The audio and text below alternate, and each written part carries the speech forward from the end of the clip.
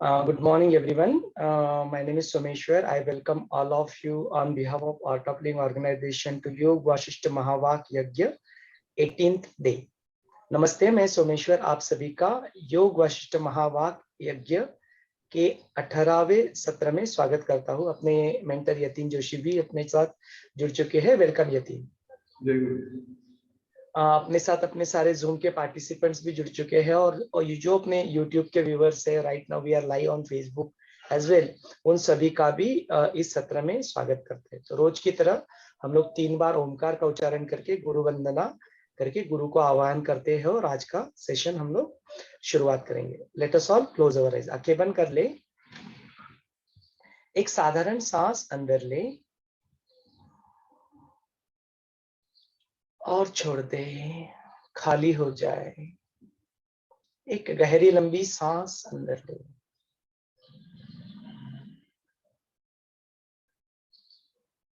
और सांस को धीरे धीरे छोड़ते छोड़ते भूतकाल का त्याग कर कर खाली हो जाए, विश्राम करें।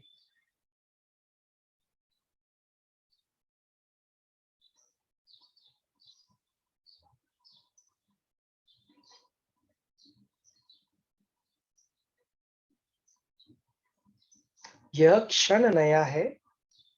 इस नए क्षण में 3 बार का ओमकार उच्चारण करते हैं। एक गहरी लंबी सांस अंदर लें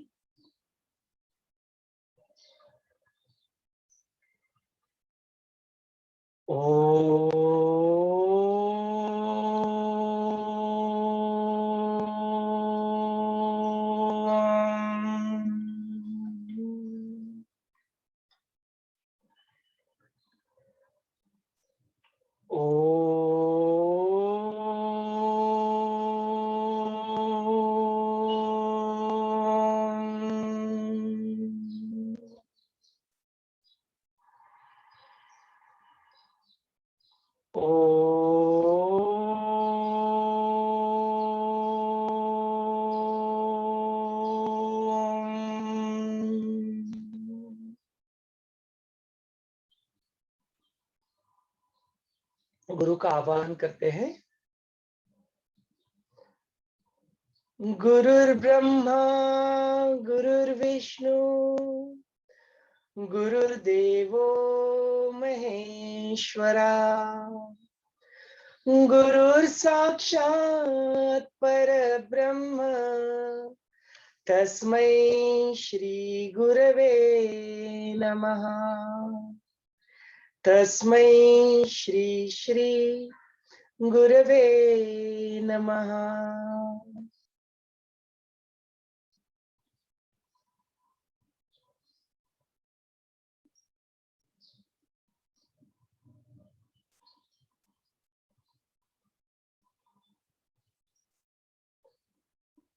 गुरु के आवाहन के साथ साथ गुरुदेव का प्रेजेंस महसूस करें।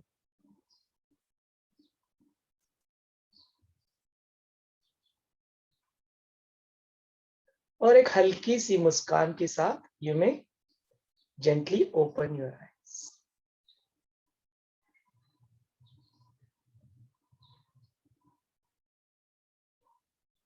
तो अब तक हम लोग अपने 17 सेशंस पूर्ण कर चुके हैं। 16 और 17वां जो सेशन था उसमें हमने life before and after death के बारे में बात किया था। It was such a wonderful session. काफी सारे लोगों को इससे सोलेस भी मिला है। They felt the peace of mind. काफी सारे लोगों ने मुझे भी कॉल किया, इवन मेरे वाइफ को भी कॉल किया, and they express their gratitude.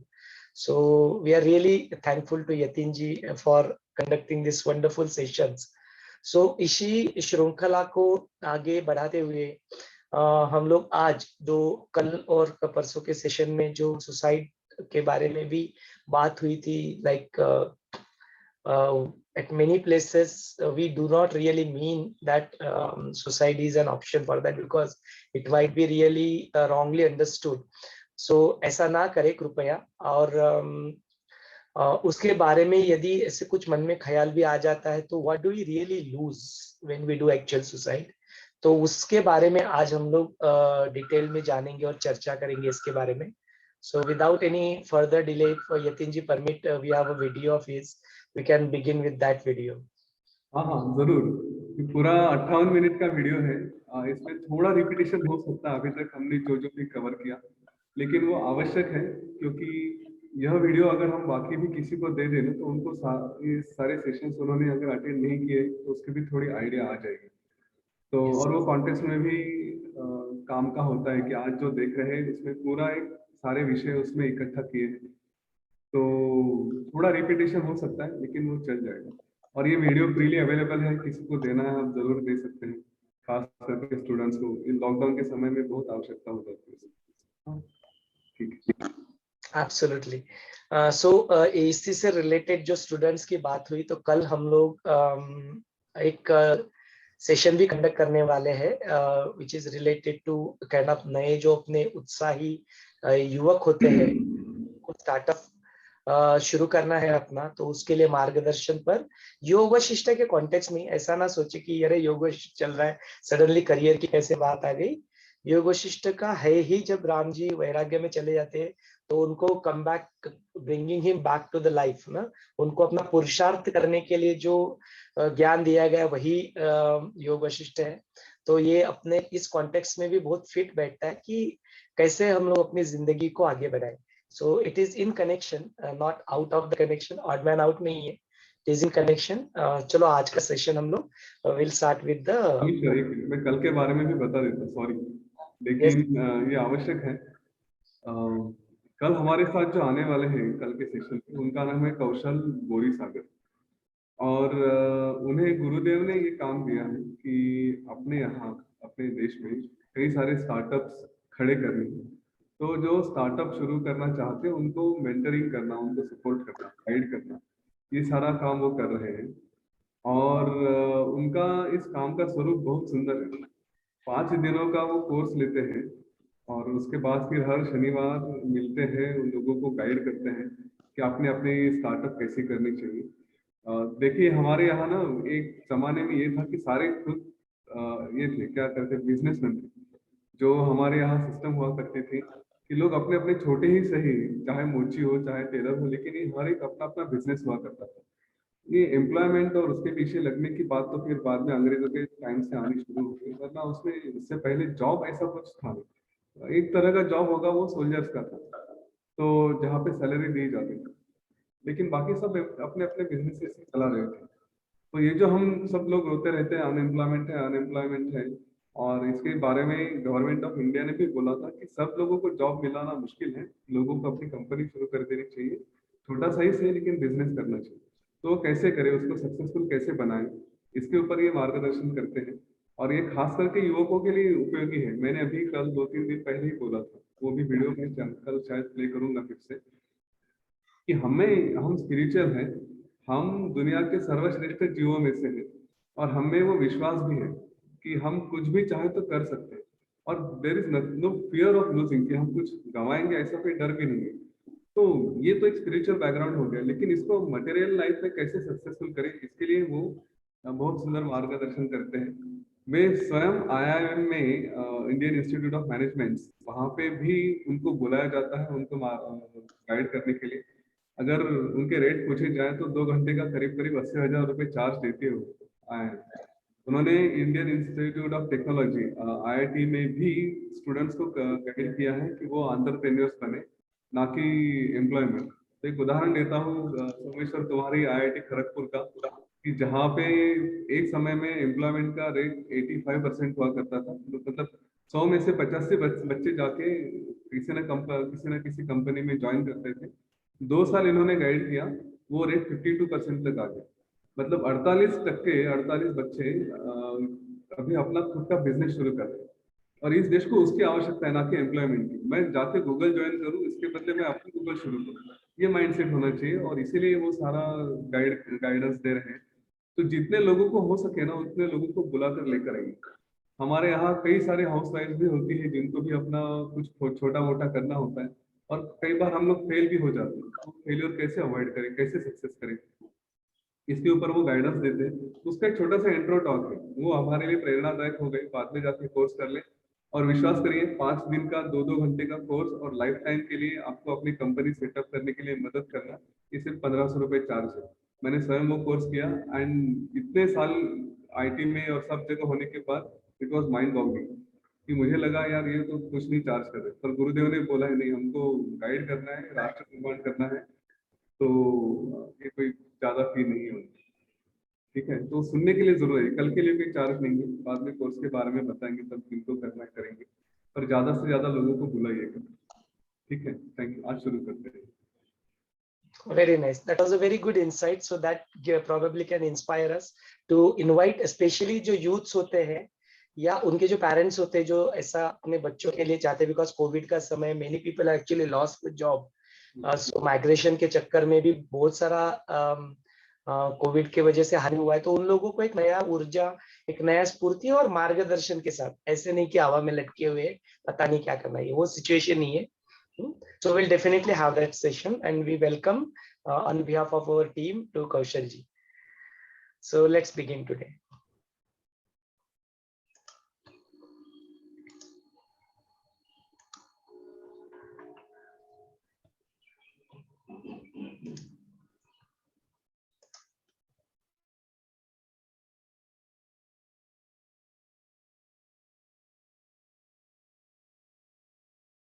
था, उसके बाद वैराग्य के बारे में भी हमने बात करी थी, और फिर हमने पिछले 2 सत्रों में मृत्यु के बारे में भी डिस्कशन किया था।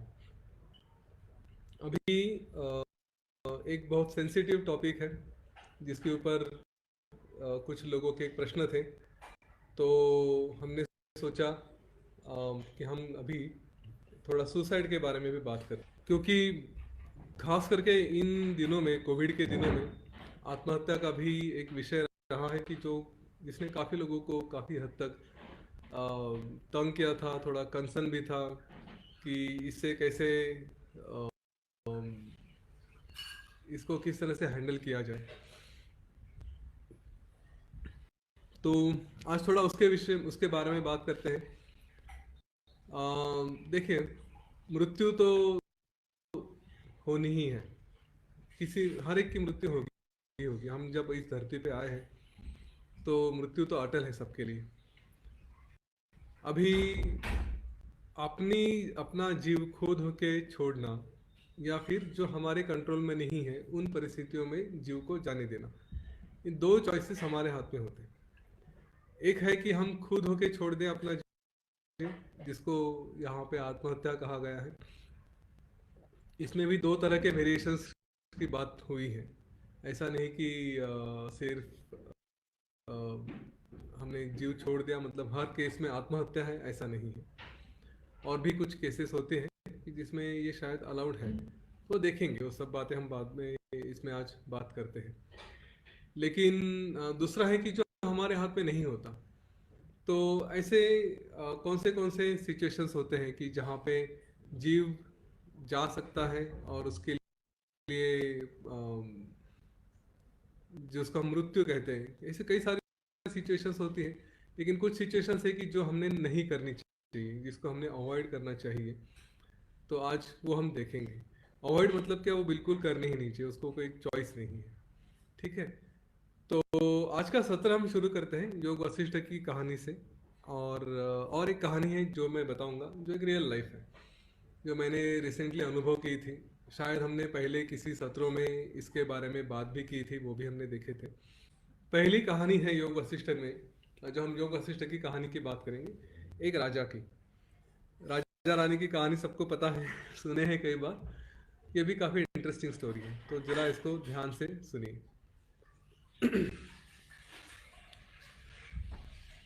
एक लवण नाम का राजा था, और वह राजा काफ़ी पुण्यवान था, और उसने अपने ही राज्य में, अच्छा, सारे आजू बाजू के राज्यों के ऊपर उसका अधिकार था, और अच्छे कर्म करने वाला था। तो एक दिन वो अपने दरबार में बैठा था, और वहाँ पे बैठे बैठे वो ऐसे ही अलग अलग लोगों से वार्तालाप कर रहा था, बात कर रहा था। तो उस वक्त वहाँ पे एक जादूगर आता है, और वो जादूगर कहता है कि वो कुछ जादू दिखाना चाहता है, महाराज उसका आनंद ले। तो राजा कहता है कि ठीक है, दिखाओ। और फिर वो राजा वो जादू देखना शुरू करता है। जो जादूगर जो भी अपना अलग अलग मोर का पंख होता है उससे कुछ इधर उधर घुमाएगा, जादू की डंडी होती है। और वो करने के बाद जब वो चलता रहता है तब उस वक्त वो राजा देखता है कि वहां से और एक आदमी एक घोड़ा लेके आ रहा है। और वो आदमी कहता है महाराज से कि महाराज, ये घोड़ा बहुत अच्छा है, आप जरा इसका एक बार अनुभव करिए, इसके ऊपर सवार होके देखिए, आपको बड़ा मजा आएगा, अच्छा आएगा। तो राजा उस घोड़े पे बैठ जाता है और वो घोड़े की सैर लेकर आना चाहता है तो निकल जाता है वहां से। अभी जैसे ही वो घोड़ा वहां से बाहर पड़ता है, वो घोड़ा टोटली आउट ऑफ कंट्रोल जाता है, उसके ऊपर कोई नियंत्रण नहीं रहता। और इसके बाद वो राजा बड़ी कोशिश करता है रोकने की, घोड़े को कुछ करने की, पर वो घोड़ा रुकता नहीं। पूरा गांव जंगल सब निकल जाता है अंदर ही अंदर जंगल में। तो ये राजा बड़ा परेशान होता है कि क्या करे। ऑलमोस्ट दिन भर की घुड़सवारी हो जाती है लेकिन वो घोड़ा रुकता नहीं। तो कहीं तो एक पेड़ की टहनी उसको मिलती है, उसको पकड़ के राजा रुक जाता है। तो वो घोड़ा चला जाता है। अभी बड़ा परेशान हुआ, बहुत थका हुआ राजा वहां पे क्या करे क्या नहीं इस दुविधा में होता है। और उसको फिर लगता है अभी वहां पे अंधेरा हो गया, अब क्या करें। जंगल से अलग अनेक जानवरों की आवाजें आनी चालू होती है। तो उस सिचुएशन में वो राजा उसी पेड़ पे रुक जाता है क्योंकि जान का खतरा होता है। सोचता है वहीं पे रात काट ले। तो रात भर उसी पेड़ पे रहता है और फिर दूसरे दिन सुबह वो जाग के फिर निकलता है कहीं खाना वाना कुछ मिलता है क्या देखने के लिए। तो जैसे ही वो जंगल में जाना शुरू करता है, इधर उधर घूमता है, घूमते घूमते घूमते घूमते उसकी हालत बड़ी खराब होती है, उसको बहुत भूख लगी होती है, प्यास लगी होती है। तो एक देखता है कि आदिवासी लड़की उसको दिखाई देती है, कि जो यंग लड़की है और वो उस जंगल में कहीं तो जा रही थी। तो ये उसके पीछे जाता है तो देखता है उसके हाथ में कुछ रोटी वगैरह है और कुछ फलों का रस है। तो उसे कहता है कि उसे बड़ी प्यास और भूख लगी है और वो लड़की अगर उसको दे तो अच्छा रहेगा। तो शुरू में तो लड़की उसके तरफ बिल्कुल ही ध्यान नहीं देती और ये उसके पीछे पीछे लगता है। फिर वो लड़की थोड़ी देर बाद कहती है कि देखो, तो तुम तो कोई अच्छे घराने के लग रहे हो और ऐसे ही तो कोई मैं मदद नहीं करूँगी। तो राजा कहता है मांगो क्या चाहिए, तो मैं अगर कुछ दे सकता हूँ तो दे दूंगा, अभी तो मेरे पास कुछ नहीं है, मैं इस जंगल में अकेला हूँ।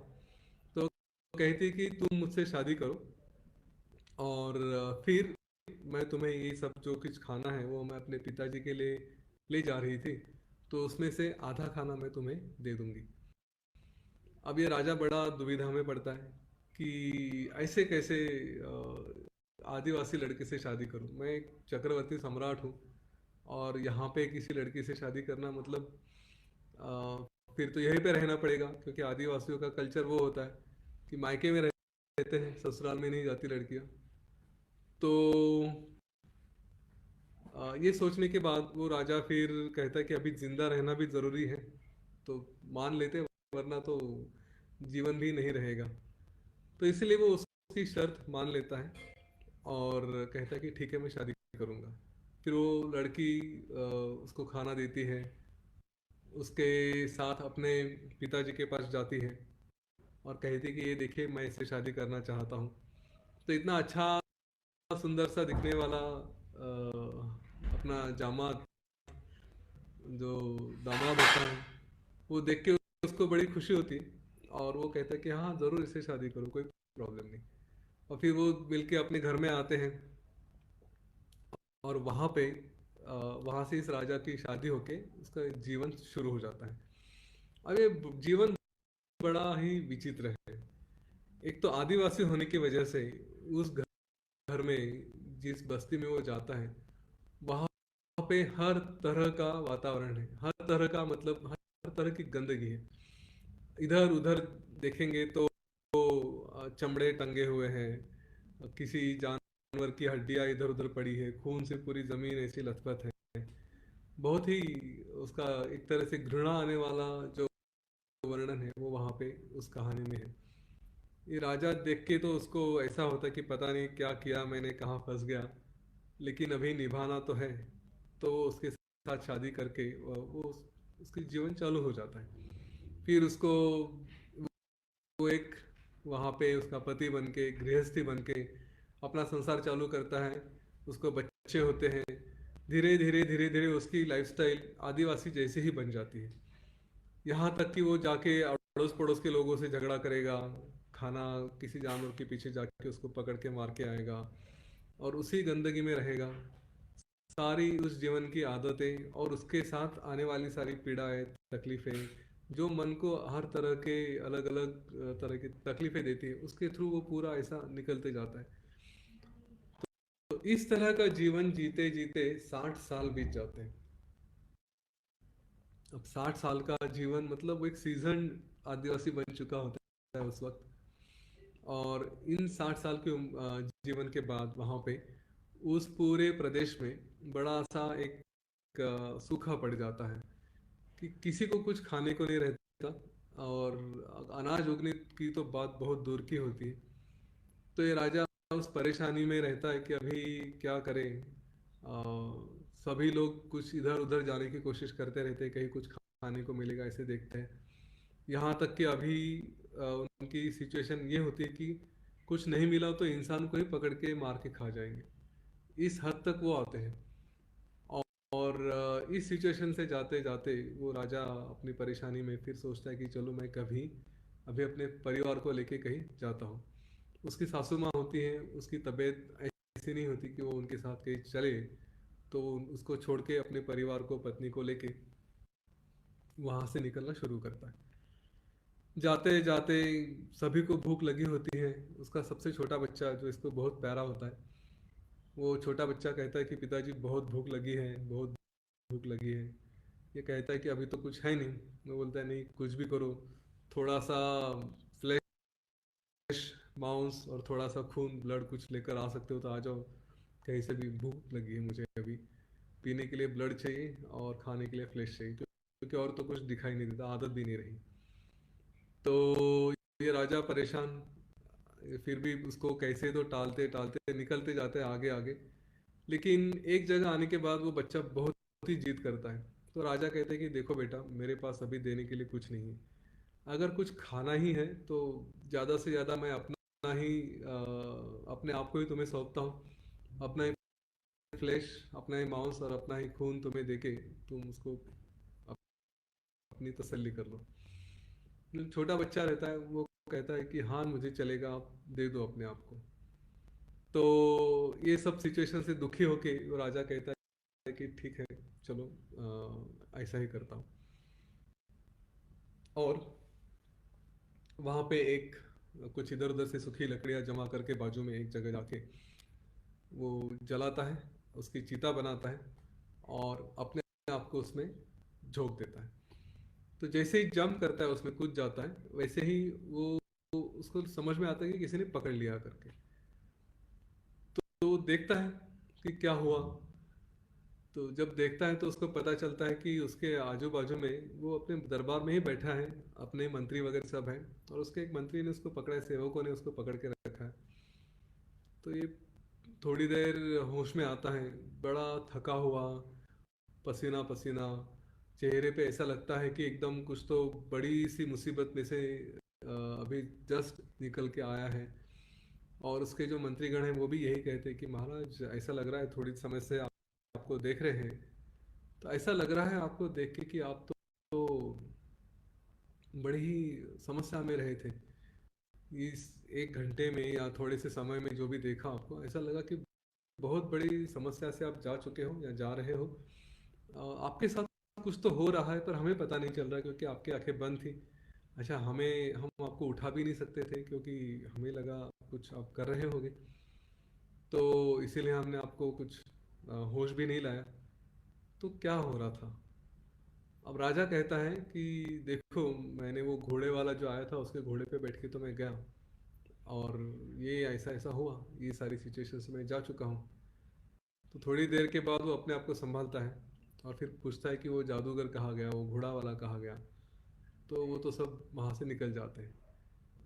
तो ये बात राजा देखता है तो बोलता है कि देखो ये चमत्कार देखो कि वो जो जादूगर था कोई तो डेफिनेटली ऐसा ही बंदा था कि जो मुझे कुछ सिखाने के लिए आया था। और उसने मुझे ये जो अभी दिखाया, तो कुछ क्षणों में उसने मुझे इतना 60 साल का अनुभव और इस तरह के तकलीफें, इस तरह का पेन दर्द देके वो चला गया। पता नहीं कौन था। तो यहाँ पे ये कहानी रुकती है, मतलब कहानी आगे है, हम यहाँ पे रुकेंगे क्योंकि और भी काफ़ी बातें होती हैं। अब मैं दूसरी कहानी बताऊंगा आपको। ये तो माइथोलॉजिकल थी, है ना, पुरानी थी। मैं आपको अभी रियल लाइफ की एक कहानी बताऊंगा। अभी दूसरी कहानी जो हम सुनेंगे वो है रिसेंटली कोविड के समय की। ये जो कोविड के दिनों में मैं स्पेशल पुलिस ऑफिसर करके पुलिस के साथ काम कर रहा था। तो इन दिनों में मुझे तो पुणे के जो लेबर्स हैं, वर्कर्स, उनका माइग्रेशन का भी काम देखना था। और उस वक्त सिलसिला ये था कि वो लेबर्स यहाँ पे पुणे से अपने गांव में, पटना है, गोरखपुर है, या जहाँ पे भी वो जाना चाहते थे। और उस वक्त मेरा काम था कि उन सारे लोगों का रजिस्ट्रेशन करा ले, ऑनलाइन हो या फिर नोटबुक में कहीं पे। और वो रजिस्ट्रेशन करके उनको फिर ये सारी लिस्ट हम कलेक्टर को भेजते थे। कलेक्टर ऑफिस से फिर इंफॉर्मेशन आती थी कि आज ये ट्रेन गोरखपुर जाने वाली है, आज एक ट्रेन है जो पटना जाएगी, या आज एक ट्रेन है वो जबलपुर जाएगी। ऐसे अलग अलग जगह की ट्रेन आती थी। और उनमें से जिन लोगों का नाम आया था कलेक्टर ऑफिस से, उन लोगों को फिर बता के उनको बसेस बुलाते थे हम लोकल एरियाज में। और वहाँ से बसेस में बिठा के उनको स्टेशन पे भेजा जाता था, रेलवे स्टेशन। और वहाँ से वो ट्रेन में बैठ के अपने गांव जाते थे। ये सारा एंड टू एंड कंट्रोल्ड था कि कोई भी आके बस में नहीं बैठ सकता था और कोई भी उधर स्टेशन पे जाके ट्रेन में नहीं बैठ सकता था। जब तक उनको कुछ पास वगैरह नहीं दिया जाए तब तक नहीं जा सकते थे। अभी हुआ ये था कि जिन लोगों ने नाम दिए थे शुरू में रजिस्ट्रेशन के में, उनके पेशेंस खत्म हो गए क्योंकि ट्रेन वगैरह अरेंज करने में थोड़ा समय लग गया था। और कुछ लोग थे जो अपने आप से अपने गांव चले गए। इसका मतलब ये था कि जब हम लोगों को बुलाते थे कि आज 100 लोगों का नंबर है, तो 100 में से यूँ समझिए 80 लोग आते थे।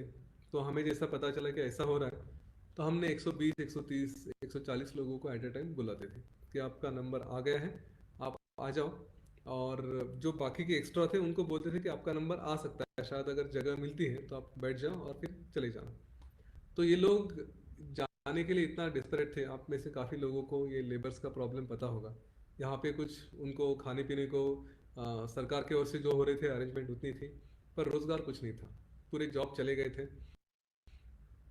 और यूजुअली ये सारे लोग किराए के मकान में रहते थे, तो मकान मालिक को देने के लिए भी पैसे नहीं थे, क्योंकि सरकार तो सिर्फ खाने पीने का इंतज़ाम करेगी, लेकिन रहने के लिए तो मकान मालिक का जो किराया था वो तो देना था।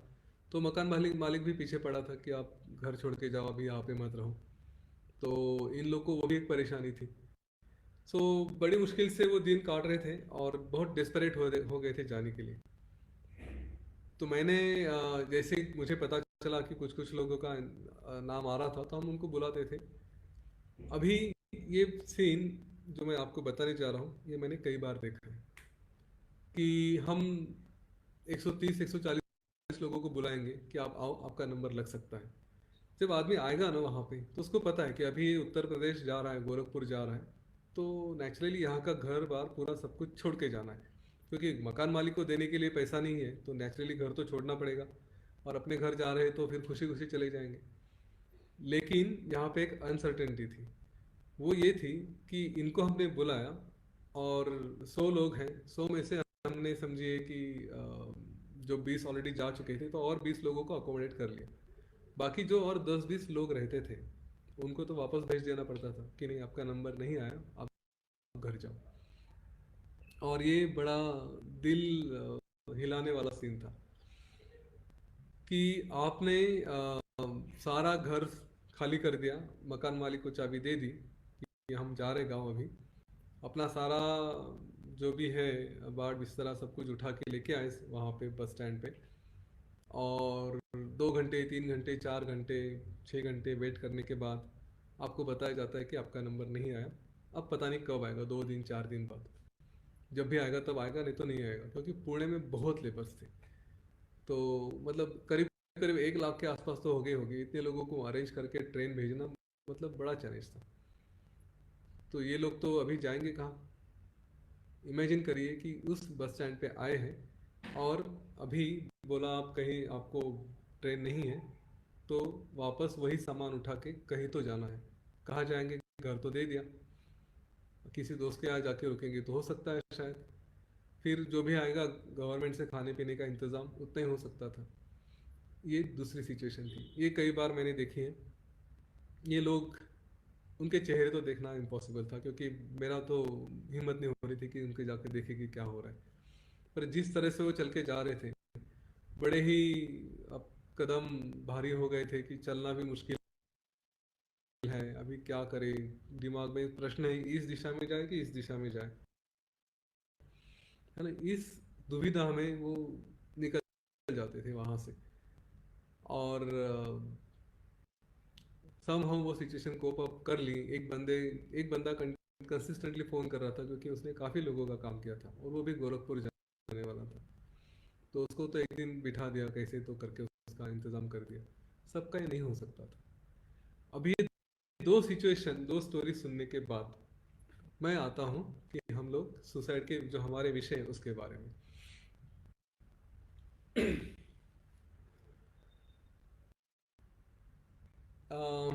अब ये सब शुरू करने से पहले अगली जो कहानियां हैं और इसके बारे में एक आपसे थोड़ा सा आह्वान भी करना चाहूँगा।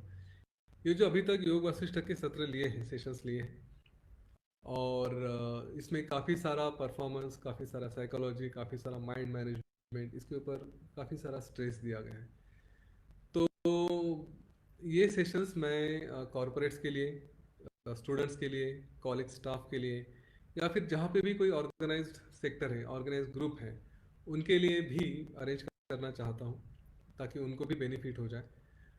अगर आपको कोई पता है ऐसे ग्रुप और उनके लिए आप ऐसे सेशंस ऑर्गेनाइज करना चाहते हैं, जो भी ड्यूरेशन है उनकी रिक्वायरमेंट, हमारी अवेलेबिलिटी, इसके हिसाब से मैच करके हम लोग वो कर सकते हैं। तो अगर आप इंटरेस्टेड हैं तो मुझे बता दीजिए, और हम लोग फिर आगे बढ़ते देखेंगे क्या करना है। ठीक है, अभी हम आगे बढ़ते हैं। तो अलग अलग तरह के मृत्यु हमने सुने, देखे हैं कई बार लोगों की मृत्यु किस तरह से होती है। तो जैसे एक्सीडेंट में मृत्यु होती है, डिजास्टर्स में होती है, कोई कहाँ सुनामी वगैरह जैसे बातें हो गई तो उसमें मृत्यु होती है। कहीं वायलेंस होता है, कोई मार देता है, या फिर कुछ दंगा वगैरह होता है। छोटा बच्चा है, मतलब जो पैदा भी नहीं हुआ, उसका एबॉर्शन जैसी सिचुएशन में होता है। यंग है, बहुत सारे ड्रग्स लेता है, हमने वो भी देखे कि ड्रग्स की वजह से भी लोगों को बीमारियां होके या एडिक्शन की वजह से उनकी मृत्यु होती है। उसके बाद खाने पीने को नहीं मिला, बहुत गरीब है, उसकी वजह से भी मृत्यु हो रही है। किसी को बहुत शौक लगा है, उससे भी मृत्यु होती है। यूँ कहिए कि कभी कभी तो बहुत ज़्यादा खुशी होती है, उससे भी मृत्यु हो जाती है। नैसर्गिक मृत्यु भी होती है, आदमी बीमार पड़ता है, अपना जीवन जीते जीते बूढ़ा हो जाता है, मर जाता है। उसके बाद हम आज आत्महत्या के बारे में बात करेंगे। आत्महत्या भी एक वजह होती है मृत्यु की। युद्ध होता है, उसके लिए भी लोग मृत्यु हो जाते हैं, लड़ते हैं। किसी को पनिशमेंट होती है, फांसी की सजा वगैरह दी जाती है, वो भी है।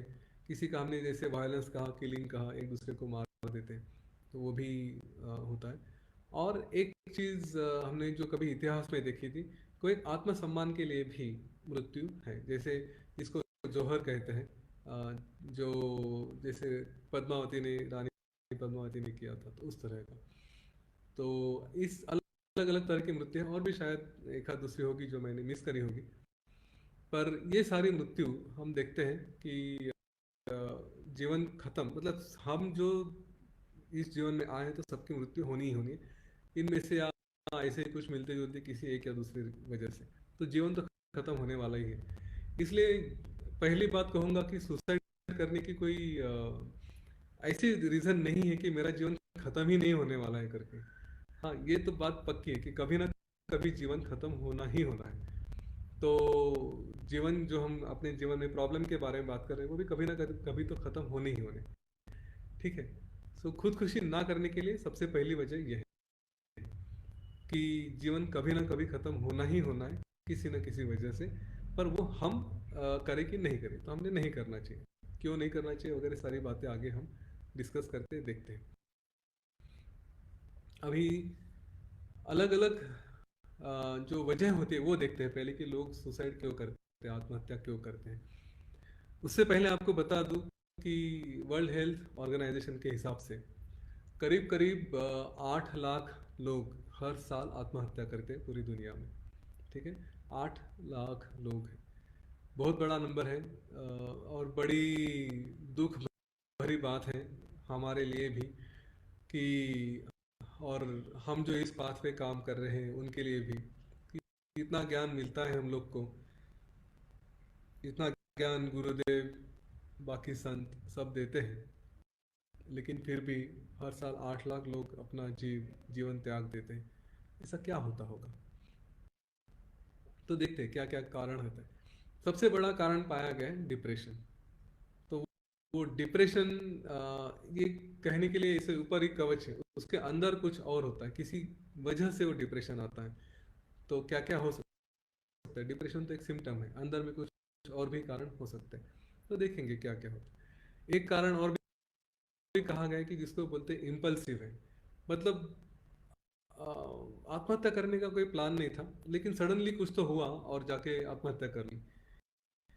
अभी मैं नहीं मानता कि इम्पल्सिव होता है करके। जब मुझे फिर से वक्त मिला तो हम इसके ऊपर भी बात करेंगे कि इम्पल्सिव सचमुच ऐसा होता है क्या, आत्महत्या। उसके बाद कुछ लोग अटेंशन कैच करने के लिए करते हैं, बच्चे होते हैं, कभी कभी यूथ होते हैं, हस्बैंड वाइफ में भी मेरी तरफ ध्यान नहीं दे रहे हो तो मैं आत्महत्या करने की कोशिश करता हूँ या करती हूँ, इस तरह से प्रयत्न करते हैं। उनका इंटेंशन खुदकुशी आत्महत्या करने का नहीं होता, लेकिन उन्हें पता नहीं होता कि जो करने जा रहे हैं उसमें सचमुच क्या हो सकता है। कभी कभी वो एक अ, अंदाजा गलत आ जाता है। जैसे एक लड़की ने अपने पेरेंट्स का अटेंशन लेने के लिए कुछ तो दवाइयों की गोली की एक बोतल थी, वो आधी निगल ली। तो उसको लगा कि आधी निगल लेने से शायद कुछ नहीं होगा, पर वो गोलियां कुछ स्ट्रांग थी या कुछ तो था, तो जिससे उसका लीवर डैमेज हो गया और वो मर गई। तो ये एक्सीडेंटल सुसाइड ऐसा कहा जा सकता है कि जिसमें इंटेंशन नहीं था लेकिन आत्महत्या हो गई। उसके बाद मेंटल इलनेस होता है। लोग काफ़ी दिमागी तौर पे बीमार होते हैं, या फिर कुछ अलग डिसीजेस होते हैं जो मन से रिलेटेड है। तो इसमें मैं करीब 2 कैटेगरी में करूँगा। एक तो जो अवेयर है कि जिनको पता है कि मेरे साथ क्या हो रहा है, क्या नहीं, ट्रीटमेंट चल रही है, और वो अपने साइकोलॉजिकल लेवल पे अवेयर है, तो उनकी आत्महत्या कह सकते हैं कि आत्महत्या है। और जो अवेयर नहीं है वो जीवन नहीं त्याग सकते, क्योंकि जीवन त्यागने की कल्पना आने के लिए भी उतना अवेयरनेस होना चाहिए कि मुझे जीवन त्यागना है। वरना वो व्यक्ति एक्सीडेंट होके मरेगी या कुछ गलती से मर सकती है। लेकिन जीवन त्यागने की अगर अकल है, अगर जीवन त्यागने की बुद्धि हो रही है, तो इसका मतलब वो मेंटली उस ऑर्डर तक खराब नहीं है। कुछ तो तकलीफ हो सकती है, पर वो जिसको हम डिप्रेशन का या ऐसे ही कोई साइकोलॉजिकल डिसऑर्डर का बात ये करेंगे, पर वो भी आत्महत्या कही जाती है। उसके बाद हमने आत्महत्या के जो और देखे हैं उसमें एडिक्शंस होते हैं। एडिक्शन की वजह से भी लोग आत्महत्या करते हैं कि कुछ पाना चाहते हैं एडिक्शन में, और उनको वो नहीं मिल रहा है, तो अभी शरीर जितना तकलीफ दे रहा है वो तकलीफ सह नहीं सकते, तो इसलिए फिर जीवन ही त्याग देते हैं। एडिक्शन में वो भी हो जाता है। उसके बाद कुछ कुछ लोगों को लगता है कि मैं अपने जीवन में किसी काम का ही नहीं रहा हूँ, और वो सोचते हैं कि अगर ऐसी बात है तो फिर तो ये जीवन त्याग देना चाहिए कि मैं यूजलेस हूँ, लोगों के ऊपर मैं बोझ बन चुका हूँ, इसलिए भी वो अपना जीवन त्याग देते हैं। उसके बाद कुछ लोगों के साथ ये होता है कि उनके फैमिली रिलेशंस बड़े खिंचाव में होते हैं, एक तरह से तनाव में होते हैं, तो वो भी उनको बार बार उसी चीज़ से जाना पड़ता है, और उनको लगता है कि ये मैं सह नहीं सकता, या फिर ये कुछ गलत हो रहा है, तो इसलिए भी वो टेंशन्स होते हैं फैमिली में, तो उसके लिए भी वो अपना जीवन त्याग देते हैं। फिर किसी के साथ कुछ अत्याचार होता है, जैसे रेप जैसी केसेस हैं, तो उस वक्त भी उनको लगता है कि अभी मेरा सम्मान चला गया, या फिर मैं अभी लोगों को मुंह दिखाने के लायक नहीं रहे, या फिर मेरे साथ बहुत बुरा हुआ है।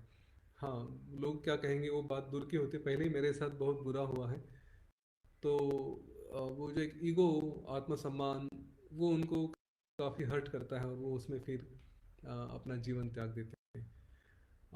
काफ़ी लोगों को ऐसा भी है कि जो बहुत लंबे समय तक बीमार हैं, और अभी वो कहते कि नहीं, मुझसे अभी ये शरीर के रोग सहे नहीं जाते, और पता है कि मुझे आशा भी नहीं है कि कुछ मेरा जीवन सुधरेगा, फिर से इससे बाहर निकल पाऊंगा, तो इसलिए वो भी अपना जीवन छोड़ देते हैं। आत्महत्या करने के अलग अलग कारण हम देख रहे हैं, और मैं जो है वो सब बता रहा हूँ। कुछ लोगों का लॉसेस भी होते हैं, फाइनेंशियल लॉस होता है, कैरेक्टर लॉस होता है, गलती हो गई मेरे से कुछ, तो आत्महत्या कर ली। उसके बाद फिर रिलेशनशिप में भी गड़बड़ होती है, डिवोर्स जैसी बातें होती है, एकेडमिक लॉस होता है। हमने तो कई सारे केसेस देखते हैं एग्ज़ाम टाइम पे, तो ये होता ही है एग्ज़ाम नहीं, रिजल्ट्स के टाइम पे, कि रिजल्ट अच्छा नहीं आया तो आत्महत्या कर ली। तो किसी को जेल की डर होती है कि मेरे से गलती हो गई तो मुझे जेल हो जाएगी, इसके लिए भी वो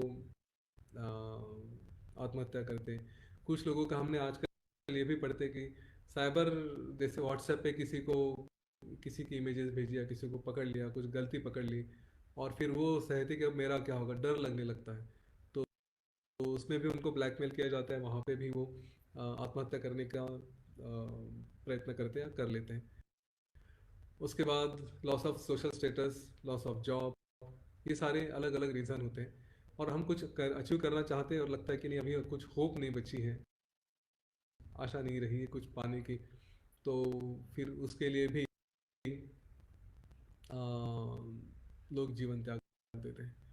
एक उदाहरण, मैं किसी का नाम नहीं लेना चाहूँगा, पर महाराष्ट्र में ही एक संत थे जिन्होंने शायद पिछले साल या 2 साल पहले आत्महत्या की थी, और वो इसलिए आत्महत्या की थी उन्होंने कि उनके घर में कुछ तो टेंशन्स थे, और वो उनको लग रहा था कि मैनेज नहीं कर पा रहे। उनका नाम काफ़ी था, काफ़ी भक्त है उनके, उनका स्टेटस भी काफ़ी अच्छा था, तो शायद वो रेपुटेशन और ये घर की चीज़ें, दो अपोजिट डायरेक्शंस वो मैनेज नहीं कर पाए, इसलिए उन्होंने आत्महत्या की थी।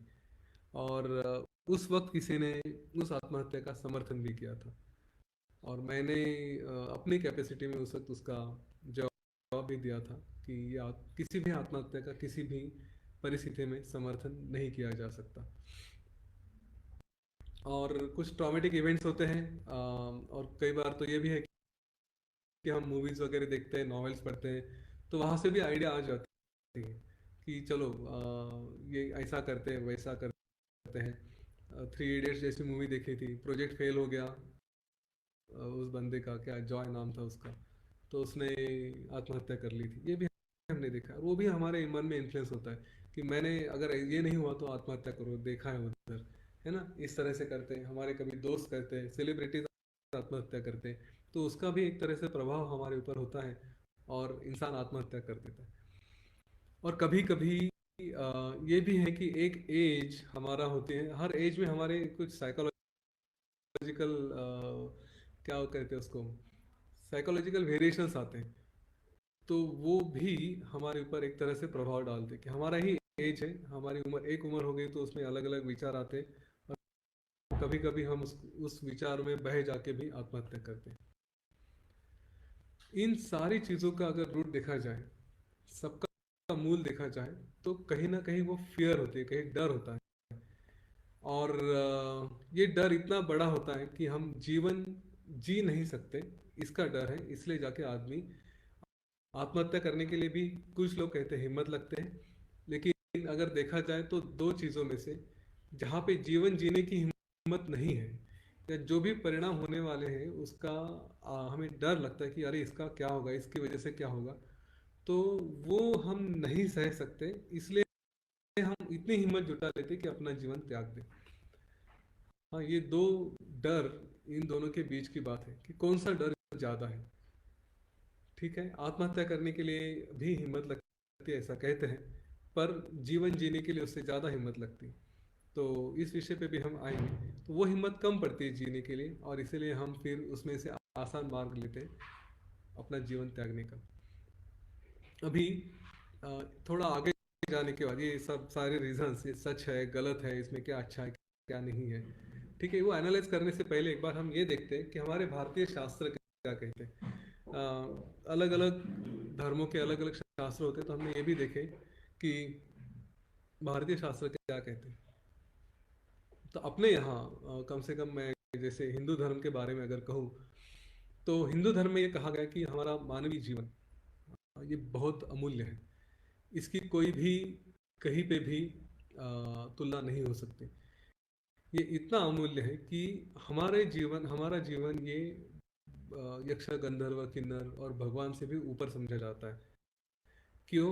क्योंकि इसी जीवन में हमें वो अपॉर्चुनिटी होती है कि हम इतनी तरक्की कर ले कि सीधा मोक्ष प्राप्त कर सके। देखिए, कोई यहाँ से आगे चला गया और बीच में रुका, कोई गंधर्व बन गए, कोई भगवान के इसमें आ गए, उनको मुक्ति का अवसर नहीं है। उनको अगर मुक्ति चाहिए तो वापस इंसान बनना पड़ता है, और इंसान बनने के बाद ही वो फिर तपस्या योग और मन का सारा ये करके उसके बाद फिर वो आगे बढ़ सकते हैं, है ना। और ये मनुष्य जीवन हमें कई सालों के बाद, कई इसके बाद मिलता है, कई प्रयत्न करने के बाद आते हैं, कई जीवन जाने के बाद हम लोग एक मनुष्य जीवन प्राप्त करते हैं। तो इसलिए ये एक ऐसी अपॉर्चुनिटी है कि जिसका हमें सही उपयोग करना चाहिए, और वो अगर हम खुद से त्याग दे रहे हैं, अपने आप से त्याग दे रहे हैं, तो इससे बड़ी गलती नहीं है। और इसको इसलिए सबसे बड़ा पाप भी कहा गया है। कहीं कहीं तो यहाँ तक भी कहते हैं कि जिसने आत्महत्या की है उसके संस्कार भी नहीं करने चाहिए, क्योंकि वो बड़ा पापी है, उसने अपना जीवन खुद से त्यागा है। ठीक है, ये एक बात कही। दूसरी बात ये कहा गया है कि इसलिए इसको ना एक बहुत बड़ी मिस्टेक कहते हैं, सीरियस मिस्टेक, कि ये नहीं करना चाहिए। Not only mistake, it is a sin, इसको एक अपराध भी कहा गया है। इस तरह से ये अपॉर्चुनिटी नहीं छोड़नी चाहिए। अभी दूसरी बात ये भी है कि ये जो व्यक्ति हैं जो भी अपने जीवन त्याग दे रहे हैं, वो सिर्फ अपना जीवन नहीं त्याग रहे हैं। देखिए, अपने संस्कृति में ये कहा गया है कि इंसान को पुरुषार्थ, 4 पुरुषार्थ कहे गए हैं। तो इसमें हमारी रिस्पॉन्सिबिलिटीज हमारे फैमिली की तरफ होती है, हमारे पेरेंट्स की तरफ होती है, हमारे सोसाइटी की तरफ भी होती है, राइट। ये सारी रिस्पॉन्सिबिलिटी छोड़ के ये इंसान जा रहा है ना, इसको भाग रहा है, ऐसे कहते हैं। जीवन एक अगर युद्ध कहा जाए तो इसको डिजर्टर कहते हैं, कि जो सब कुछ अपना मैदान छोड़ के जा रहा है, अपने साथियों को उनके भरोसे छोड़ के जा रहा है। हमने देखे सिचुएशंस देखी कि किसी ने आत्महत्या की तो उसके फैमिली पे क्या बीतती है, उसके अगर यंग आदमी ने आत्महत्या की तो उसके पेरेंट्स के ऊपर क्या बीतती है। ये सारी चीज़ें अलग अलग अलग अलग सिचुएशन से हमने देखी। तो इससे इसलिए इसको बड़ा अपराध कहा गया कि ये नहीं करना चाहिए। और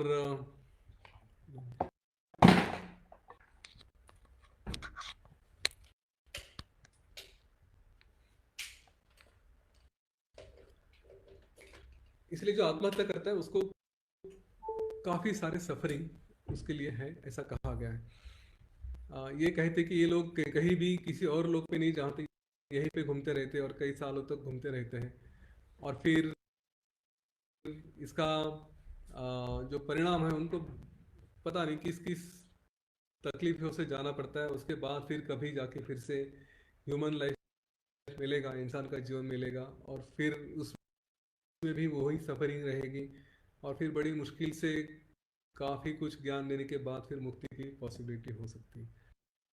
ये एक वजह है।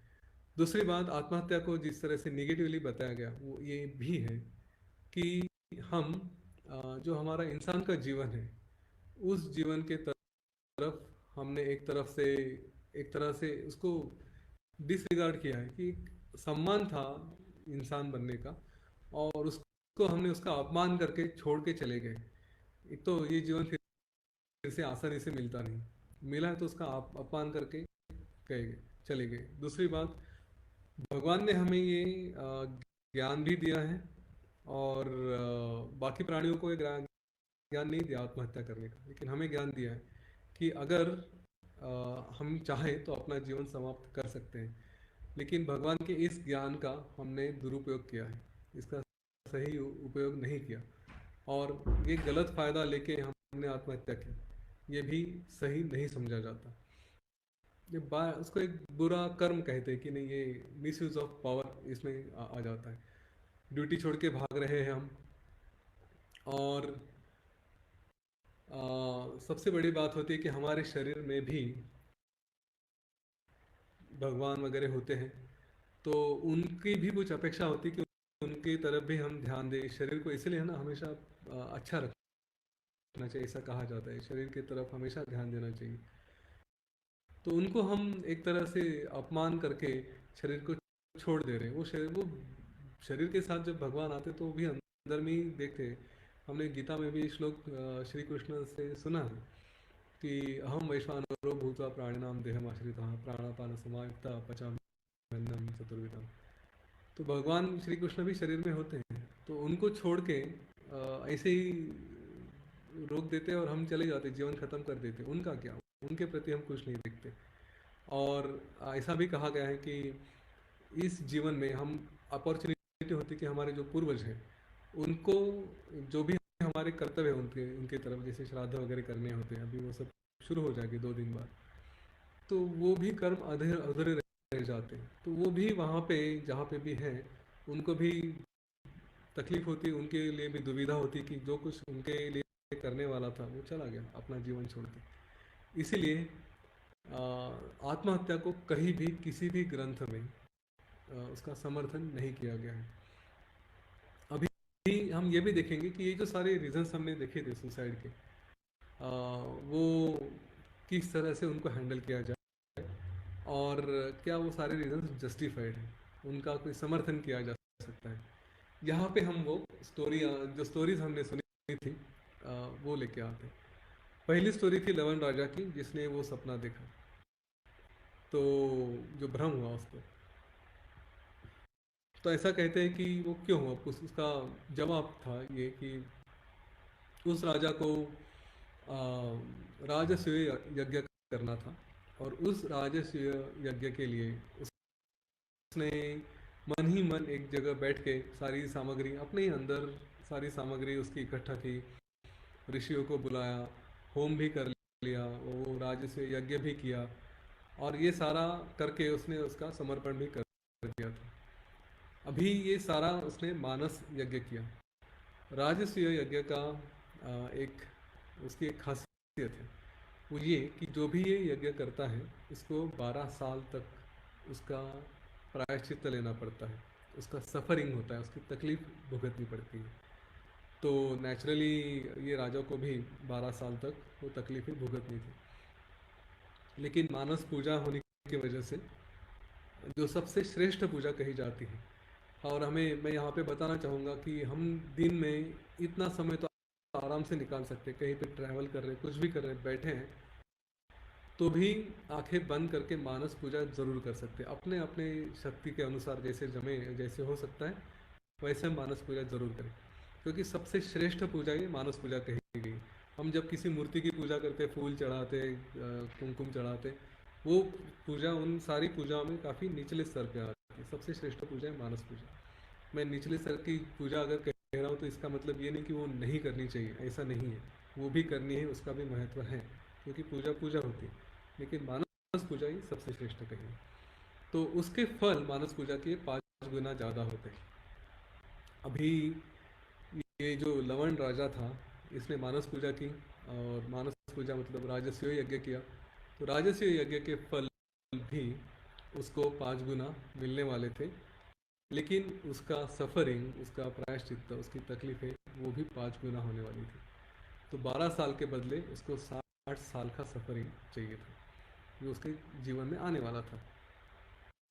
पर चूंकि ये सब मन ही मन में किया था, उसने बड़ी श्रद्धा से मन से पूजा की थी, तो वो सफ़रिंग भी उसको मन ही मन में थोड़े समय के लिए, बाहर के हिसाब से अगर देखा जाए तो थोड़े समय के लिए मन ही वो सफ़रिंग हुआ, लेकिन उसका जो अनुभव था वो 60 साल का था। और यहाँ पे हमें एक बहुत सुंदर बात समझ में आनी चाहिए कि समय, हम लोग कहते हैं कि समय इतना होता है, मेजर किया जा सकता है, यहाँ से यहाँ इतना 1 मिनट हुआ, 2 मिनट हुए, लेकिन अगर असली देखा जाए तो समय ये रिलेटिव होता है। ये कई बार हमने देखा है कि अगर हम किसी की राह देख रहे हैं तो कोई इंपॉर्टेंट चीज़ होने वाली है लेकिन हो नहीं रही, तो उसके लिए ऐसा लगता है कि बहुत समय जा रहा है। और कोई चीज़ हम एंजॉय कर रहे हैं, जैसे मूवी देख रहे हैं, तो ऐसा लगता है कि इतना फट से समय निकल गया करके, है ना। तो ये चीज़ें समय के हिसाब से वो वहाँ पे इम्पोर्टेंट होती है कि हमें देखनी चाहिए। अभी इसका राजा के बारे में जो हुआ, उसने 60 साल का दुख ये कुछ क्षणों में अनुभव किया। इस बात को हम थोड़ा अलग एंगल से देखते हैं कि सफरिंग ये किसका होता है। ये इसको अगर 60 साल की सफरिंग होनी थी तो उसको सचमुच जीवन में 60 साल जंगल में जाके आदिवासी के साथ रह के फिर पता नहीं जो कुछ होके वहाँ से वापस आना था। तो फिर ये मन ही मन में सफरिंग क्यों हुआ?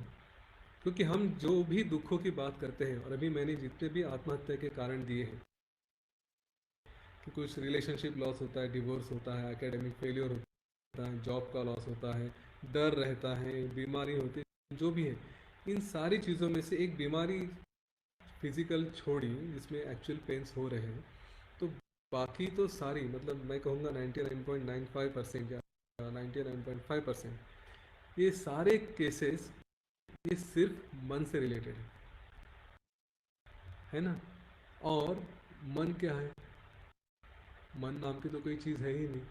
देखो, मैं अगर किसी को बोलता हूँ कि भाई मैं तुम्हें एक डंडा मारूंगा, ठीक है, और उसको जोर से डंडा मारा तो उसको लगता है, बॉडी पे दिखाई देता है। दूसरे को मारूंगा तो उसको भी लगता है डंडा, उसके भी बॉडी पे दिखाई देगा, उसका एक तरह से दाग दिखाई देता है कि लगा है करके।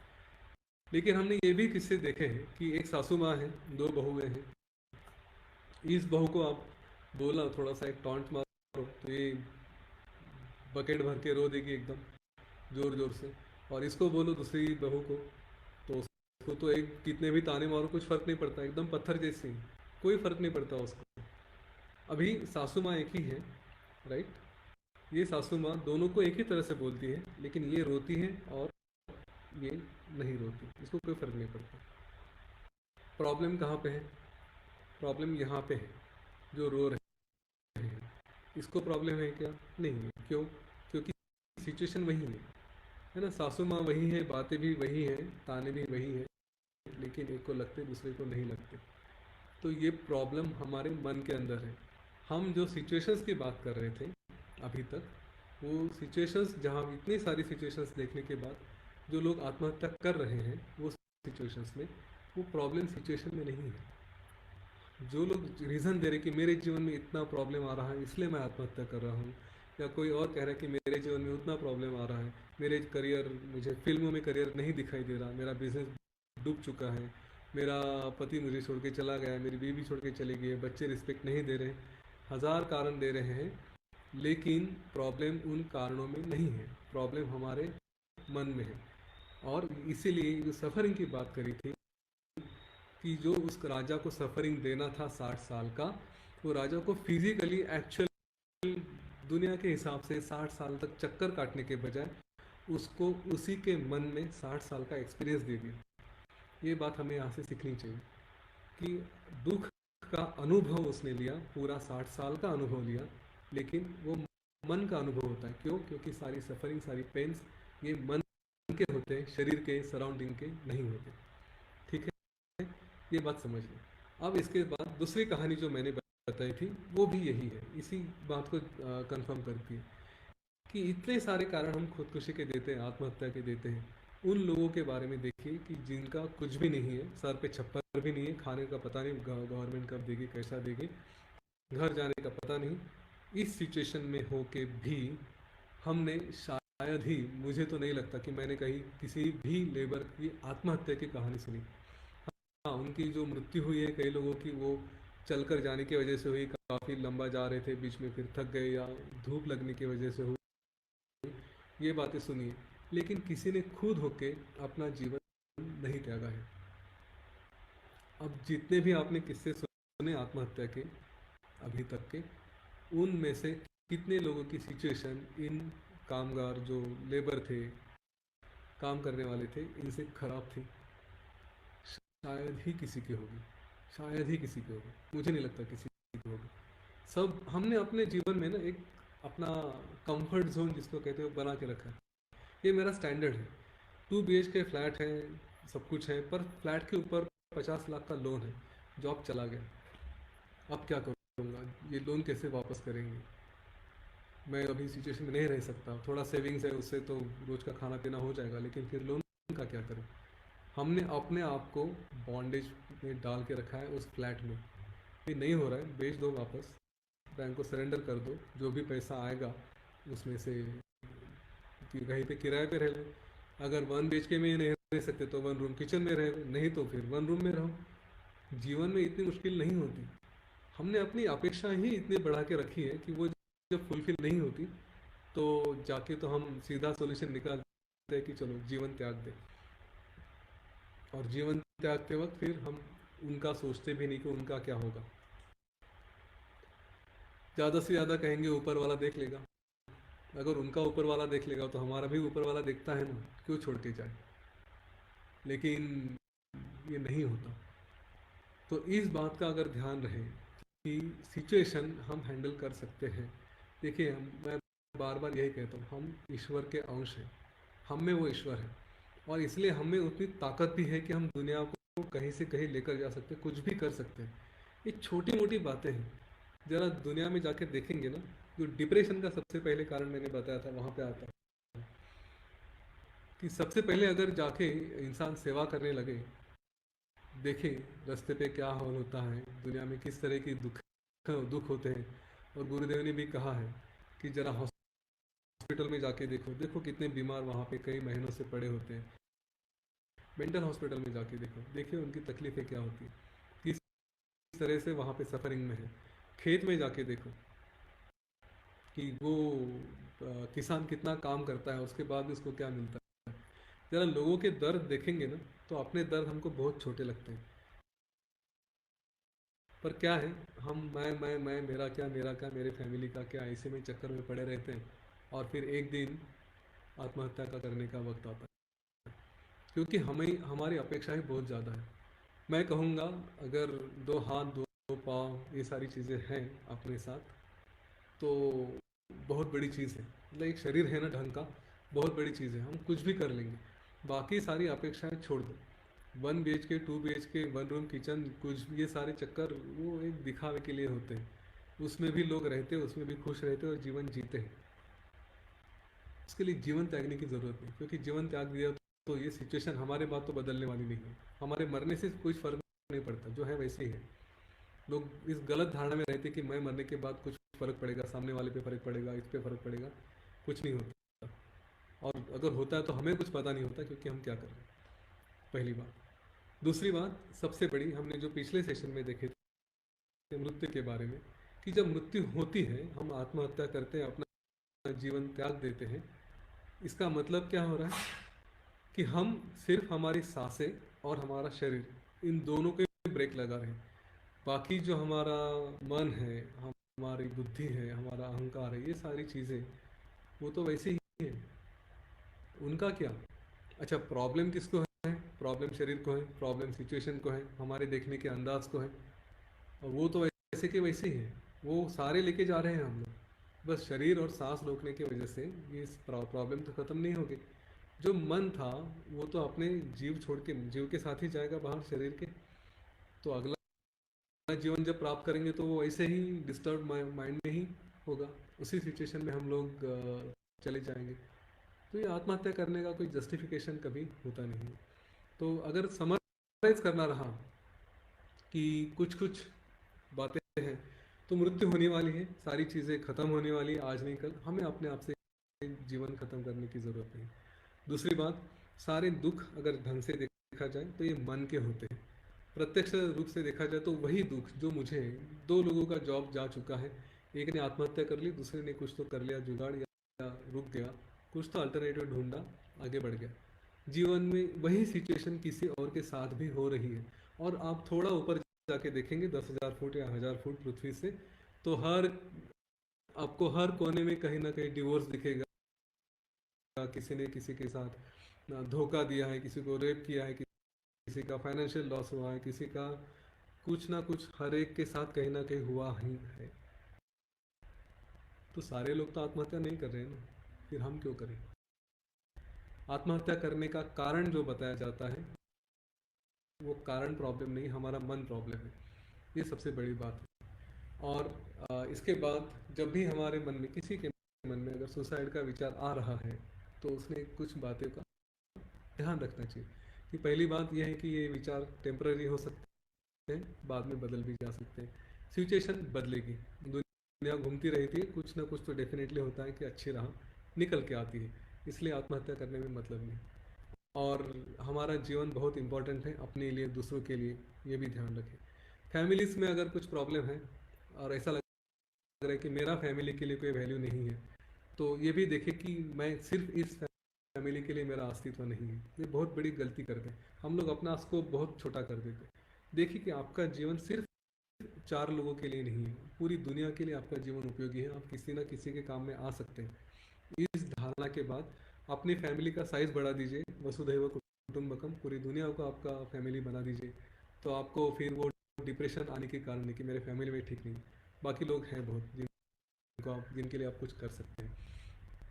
सबसे बड़ी बात, ये सारा मन का खेल है। हमने अभी देखा दुनिया में सिचुएशन हर जगह है, लेकिन हमारा देखने का नज़रिया अलग होता है। तो इसको बदलना ज़रूरी है। और इसको बदलने के लिए, मन को बदलने के लिए हमारे पास टूल क्या है? श्वास। और उस श्वास को संभालने के लिए हमें प्राणायाम, ध्यान, क्रिया, ये सारी चीज़ें रेगुलरली करनी चाहिए। उसका परिणाम डेफिनेटली होता है। और ज्ञान में रहना चाहिए, क्योंकि जब ये सब करेंगे तो ज्ञान नेचुरली हमारे पास साथ में रहना चाहिए, वो हमें गाइड कर सके।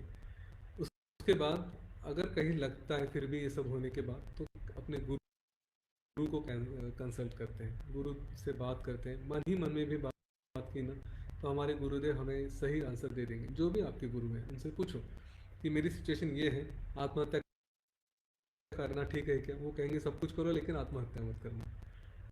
ठीक है, इस बात का ध्यान रखेंगे और फिर छोड़ दें सब कुछ। एक ना एक दिन ख़त्म ही होने वाला है। जिसको हम पकड़ के रखते हैं, ये मेरा घर है, ये मेरी फैमिली, सब चले जाने वाले। तो वो वैराग्य भी आ जाए तो भी इंसान आत्महत्या करने की गुंजाइश नहीं है, कोई पॉसिबिलिटी नहीं है कि उसमें कोई आत्महत्या करे। ठीक है। अभी ये हो सकता है, हम थोड़ा समय ले रहे हैं, और ये हो सकता है कि कोई पूछे कि फिर क्या जीवन त्यागने का कोई तरीका है ही नहीं अपने शास्त्रों में? तो है, लेकिन वो ऐसा है कि ऐसे अननेचुरल डेथ के लिए नहीं है। वो कहते हैं कि जब आपका जीवन एक लॉजिकल एंड पे आता है, जहाँ पे सब कुछ आपका हो चुका है, ख़त्म हुआ है। क्योंकि लोग सवाल पूछते हैं, भगवान श्री राम ने तो फिर जल समाधि ली थी, भगवान लक्ष्मण ने भी जल समाधि ली थी, क्या वो आत्महत्या नहीं थी? तो ऐसा नहीं है। वो जो स्टेट ऑफ माइंड है, पहली बात वो मैटर करता है कि आपके मन की अवस्था कैसी थी। आप तृप्त हैं। लोग, ये बड़े बड़े संत होते हैं, वो तृप्त होते, कहते कि अभी मेरा कार्य खत्म हो चुका है इस धरती पे, इस जीवन में अभी करने लायक कुछ बचा नहीं है। और फिर वे भी अपने गुरु से परमिशन लेते हैं, और एक कंट्रोल्ड वे से धीरे धीरे धीरे धीरे करके सारे लोगों के सामने, सबके परमिशन से, फिर वो अपना जीवन छोड़ते हैं, क्योंकि उनका कार्य खत्म हो चुका है, उनको परमिशन मिल चुकी होती है। इस तरह से वो देखा जाता है। मन की अवस्था एकदम तृप्त होती है कि अभी सब हो गया। आत्महत्या करते वक्त मन की अवस्था वो नहीं रहती। वो तो एक कहीं तो गुस्सा या फिर कहीं पे दुख, ऐसी सिचुएशन में जाके करते हैं। वो सिचुएशन में आत्महत्या करना अच्छी बात नहीं, फिर तो कहीं के नहीं रहेंगे। ठीक है, तो कुछ सही प्रैक्टिसेस दी है, पर वो हमें जानने की ज़रूरत अभी नहीं है। अगर हम उस अवस्था में पहुंच जाएंगे कि जहाँ पे हमें लगता है कि हम बड़े संत बन चुके, बड़े ज्ञानी बन चुके, तो उस वक्त तो प्रैक्टिसेस पता चल जाएगी, अभी उसको ढूंढने की कोशिश मत करिए। ठीक है। और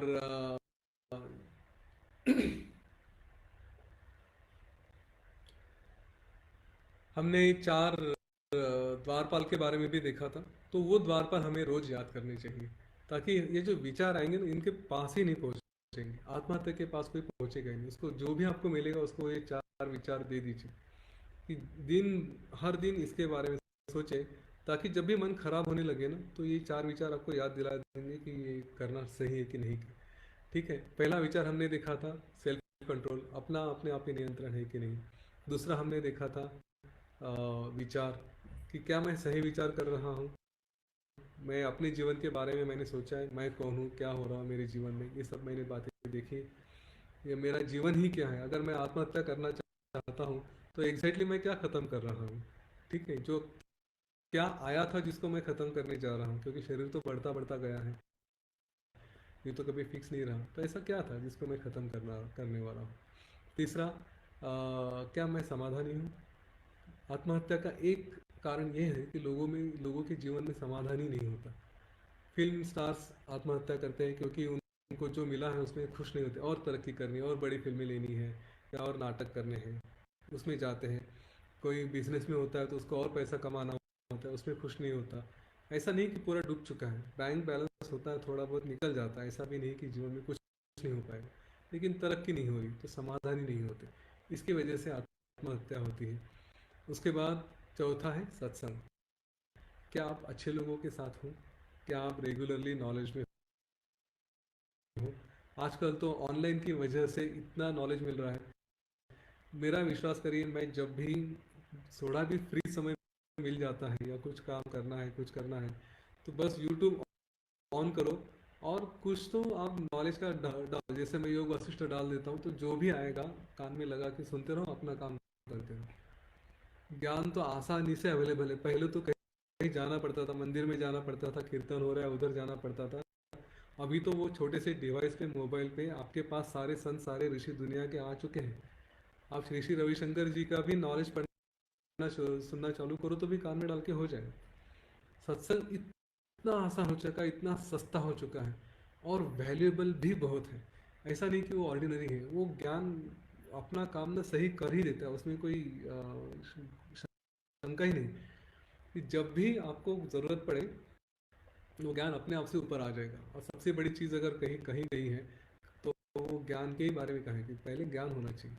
तो आपको तो हर जगह मिल रहा है तो उसका उपयोग कर ले, है ना। सत्संग में है क्या, तो उसको ज़रूर खुद होके रहे, प्रयत्न करें कि आप सत्संग में रहेंगे, फिर देखिए जीवन किस तरह से ट्रांसफॉर्म होता है। फिर ये सारी चीज़ें दुनिया की वो छोटी छोटी लगने लगती हैं। ठीक है। और सबसे बड़ी बात, दुनिया में, जीवन में हमारे ऊपर नीचे होने ही वाला है। श्री राम जी, जिनका मैं हमेशा उदाहरण देता हूँ, कहते हैं 11,000 साल उन्होंने अपने जीवन में संसार के अपने जीवन में रहे। अब 11,000 सालों में से अगर वो 14 साल उनके जीवन में नहीं आते तो हम श्री राम जी को जानते हैं? नहीं जानते, है ना। क्या किया दशरथ राजा के यहाँ, पैदा हुए, शादी की, संसार किया, खत्म, कौन जानता। टफ सिचुएशंस आती हैं, जीवन का भाग ही है।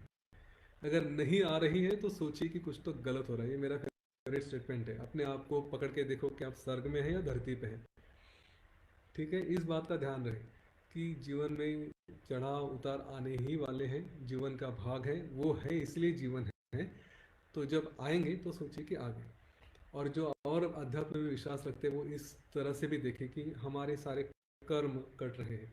जैसे एक कोई कपड़ा, गंदा कपड़ा धोया जाता है तो उसमें से सारा मैल निकलता है, वैसे ही हमारा क्लीनिंग हो रहा है, इसलिए सारा मैल, सारा निगेटिविटी, सारी दुख दर्द, हमारी हेल्थ के इश्यूज भी उसमें आ रहे हैं, वो बाहर निकल रहे हैं। ये देख के उसके प्रति हम लोग रिलैक्स रहे कि होता है, चलता है। ठीक है। इस बात का हम थोड़ा सोचें और फिर इन सारी बातों को छोड़ दें। तो यहाँ पे आज मैं रुकना चाहूँगा।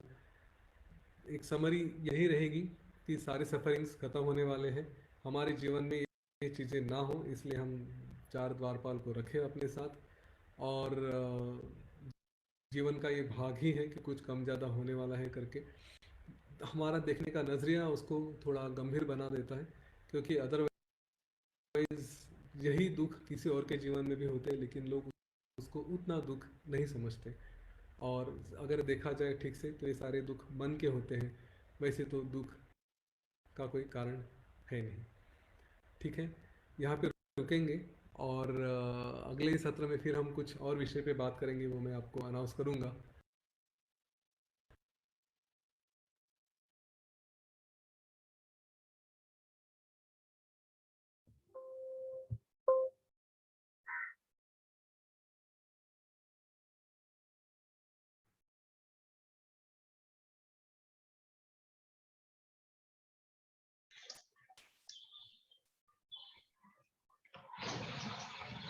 सीरियस भी हो सकते हैं और मुस्कुरा भी सकते हैं कि वाह क्या ज्ञान है, सच में सच ए अमेजिंग इंसाइट। शायद ही कोई पॉसिबिलिटी छूट गई हो कि जो कवर नहीं की गई यहाँ पे, या उसको एड्रेस नहीं किया गया इससे रिलेटेड। WHO की भी बात आई थी, वर्ल्ड हेल्थ ऑर्गेनाइजेशन ने जो रिसर्च किया यहाँ पे, तो बोलते 90% या उससे भी बड़ा आंकड़ा है शायद, ये सारे जो सुसाइड होते हैं ना, उस वक्त अगर उनको कोई सिर्फ सुनने वाला मिल गया ना, कुछ भी नहीं, उनको सोल्यूशन की भी बात नहीं है actually, all that they need, उस मूवमेंट में जो ये आत्महत्या हो जाती है उनके हाथ से, हो जाती ही बोलना चाहिए, मिस्टेक ही होती है। कोई भी जस्ट उनको मिल जाए ना, जस्ट सुनने के लिए कि उनकी बात उनको जो पोर आउट करना है, तो बोलते you can actually save 99% of the suicide, you can actually save it. कुछ नहीं है उस मूवमेंट पे, सब उनको जस्ट कोई सुनने वाला मिल जाना चाहिए, सो दैट दे अपनी बात उनको बता सके, that's it, and you can save all this suicides. So इसी के लेके जब वो मूवी लॉन्च हुआ था 3 Idiots, एंड उस वक्त का दौर था, तो we also launch this, Yatin Anjali सब लोग अवेयर है इसके बारे में, we launch this helpline call all is well. अरे सब कुछ ठीक है ना, इट्स ऑल इज वेल। तो just call up all over teachers, उनके सबके नाम्स भी हमने डाल दिए थे वहाँ पे, can just call in touch, get in touch with all those people, and then it's all right, whatever you wanted to share share, we are all available.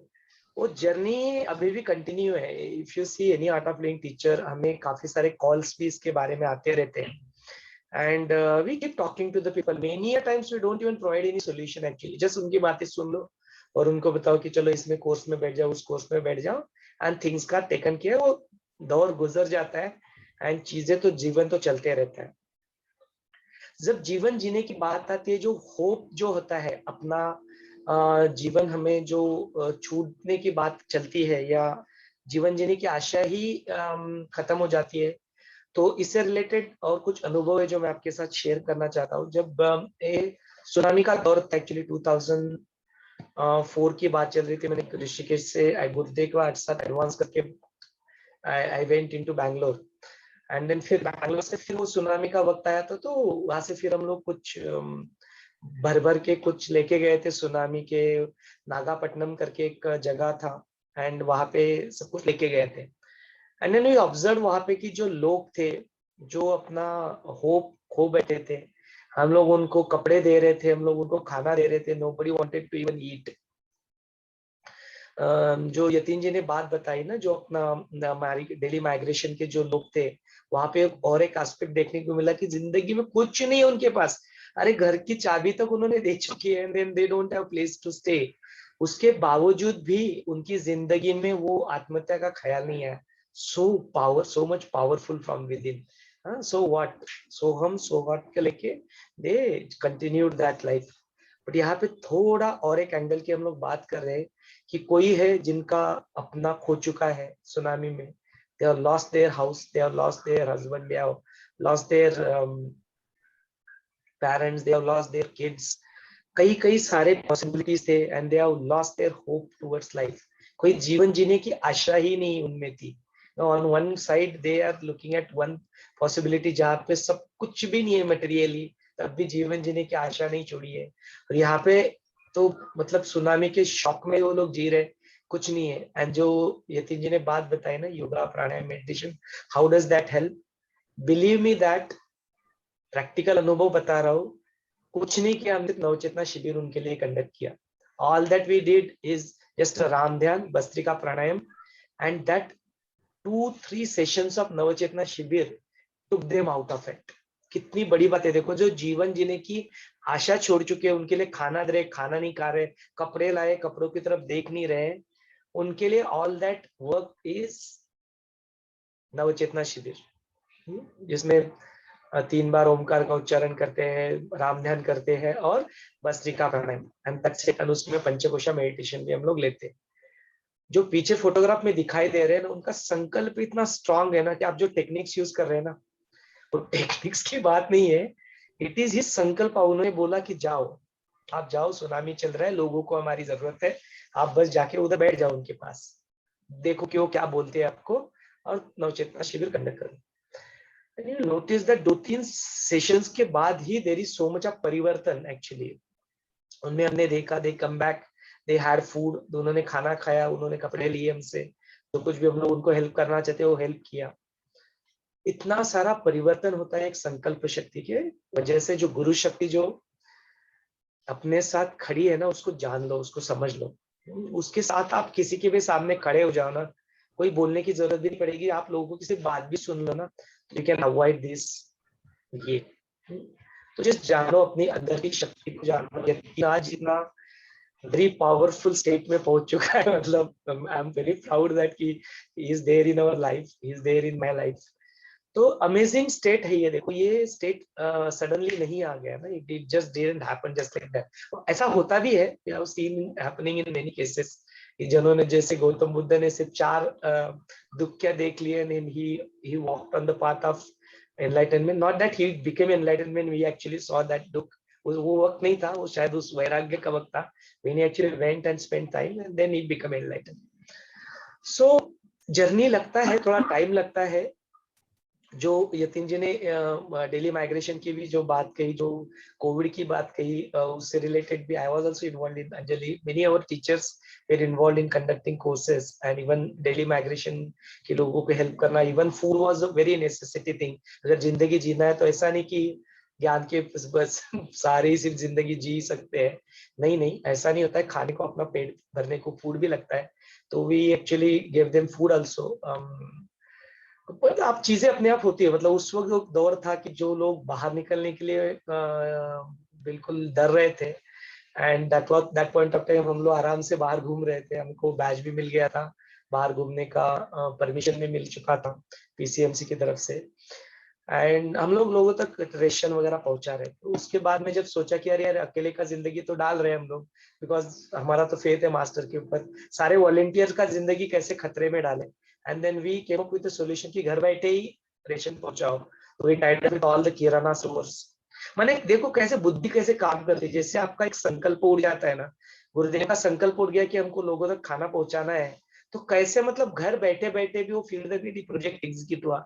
It is an amazing example. ये तुम्हारी बुद्धि साथ देगी, तुम्हें पैसा अपने आप मिल जाएगा। काफी सारे लोगों ने यूएस यूके से, सारे लोगों दोस्तों ने मेरे को पैसा भेजना शुरू कर दिया। Later on we took it up with IHV के आईएचवी के अकाउंट में डालते थे। बट चीजें होती है, तो ऐसा कोई जीवन में वजह नहीं है कि आप उसकी वजह से आत्महत्या कर लो। There is no need actually. जीवन में कोई भी यदि आ जाए तो आप देखिए, there is just do some courses, atomic के कोर्सेस हैं, बातें कीजिए हमारे टीचर्स के साथ, अपने वॉलंटियर्स के साथ, एक छोटी सी राह तो मिल ही जाएगी। और मेरी विनंती रहेगी हम आर्ट ऑफ लिविंग के टीचर्स से, वॉलंटियर्स उनसे, you just make yourself available to the people, उनके बात सुने आप। सॉल्यूशन की भी जरूरत नहीं है, सॉल्यूशन वो बैठे हैं पीछे देने के लिए, आप जिस उनकी बात सुन ले, you can actually save many suicides. तो ये होते हुए देखा है, भी काफी समय हो गया है, तो it definitely helps. So just जुड़े रहे इसके साथ। 9:09 हुआ है, आज थोड़ा ज्यादा एक्सटेंड किया है। यतीन जी ने डिसिप्लिन की भी बात बताई थी, मैं थोड़ा चाहता हूँ कि यतीन जी से परमिशन ले लूँ थोड़ा 10-15 मिनट तो के, सो दैट हम लोग अपने ऑडियंस की भी बात सुने और वो कैप्चर हो जाए वीडियो में। बार बार शायद पता नहीं है, बार बार होता है नहीं, ये सिचुएशन आती है नहीं लाइफ में, तो थोड़ा समय ले लेंगे एक्स्ट्रा, लेकिन let us give that due time to this moment of life. तो ओवर टू यू ऑल, यदि आपके मन में कुछ प्रश्न है तो आप पूछ सकते हैं। यदि आपका कुछ अनुभव है इससे रिलेटेड तो आप शेयर कर सकते हैं। I just want to share one more experience here and then I'll hand over the session to audience. जो सांगली में मेरी वाइफ कम्स फ्रॉम सांगली, और वहाँ पे पिंटू भाऊ करके एक है इंसान, उनका जो बच्चा था उसको 89% मिले थे 10th में, और घर में आए और उन प्रॉब्लली माँ बाप का अपेक्षा 89% यार मेरे को भी नहीं थे। I did not gate 89% and 89% मिले, और उनका शायद कुछ अपेक्षा था, तो कुछ तो वैसे ही जस्ट बोल दिया गया पेरेंट्स की तरफ से, and they could not celebrate that moment of 89%, and पता चला नेक्स्ट दिन उस बंदे ने सुसाइड कर लिया। इमेजिन करो माँ बाप के ऊपर क्या गुजरी होगी उस वक्त, और how much this knowledge is important in our life, कि हम लोग कंटेंटमेंट की तृप्ति ही नहीं अनुभव करते। एक्चुअली 89% में भी तृप्ति का अनुभव नहीं करते। वो बंदे को भी शायद उसने मेधा योगा कर लिया था, आर्ट एक्सेल कर लिया था, या कुछ अपना आर्ट ऑफ लिविंग का कोर्स कर लिया था, ये ज्ञान अगर उसकी जिंदगी में आ जाता, या ये तीन जी का वीडियो भी अगर सुन लिया होता, आई एम डैम श्योर कि आज वो हमें छोड़ के नहीं जाता।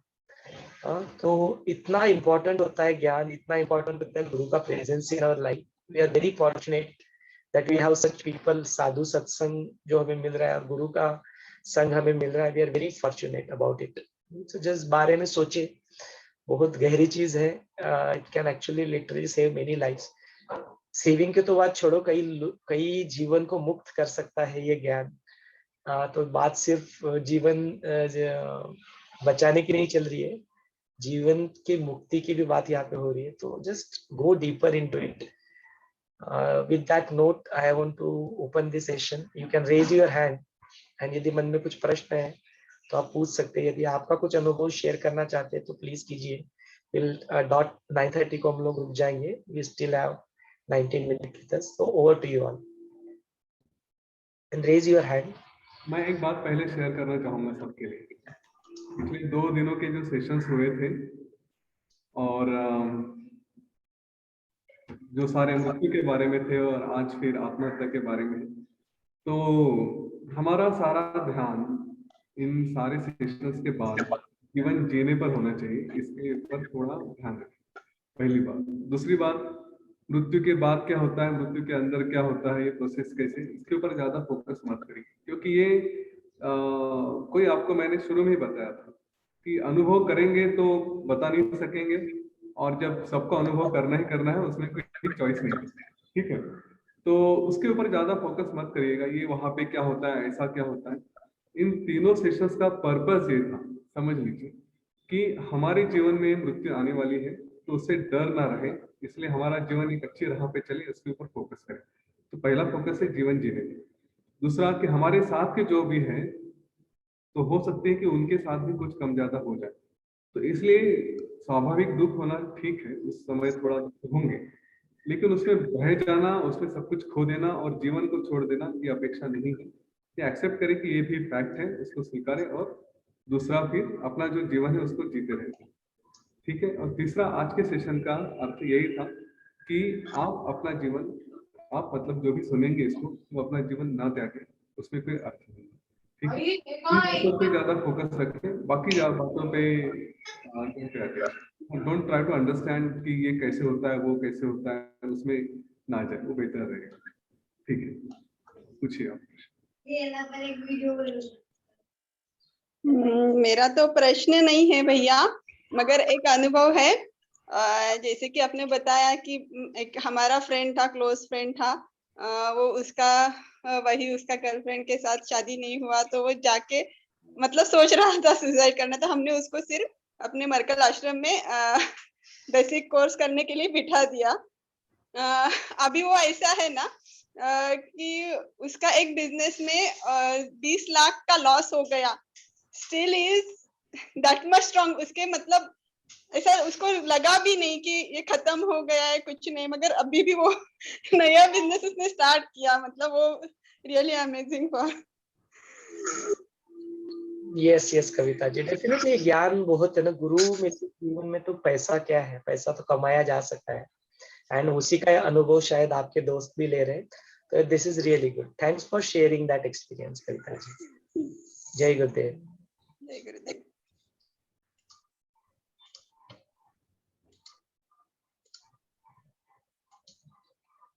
हाँ शिवानी जी बोलिए.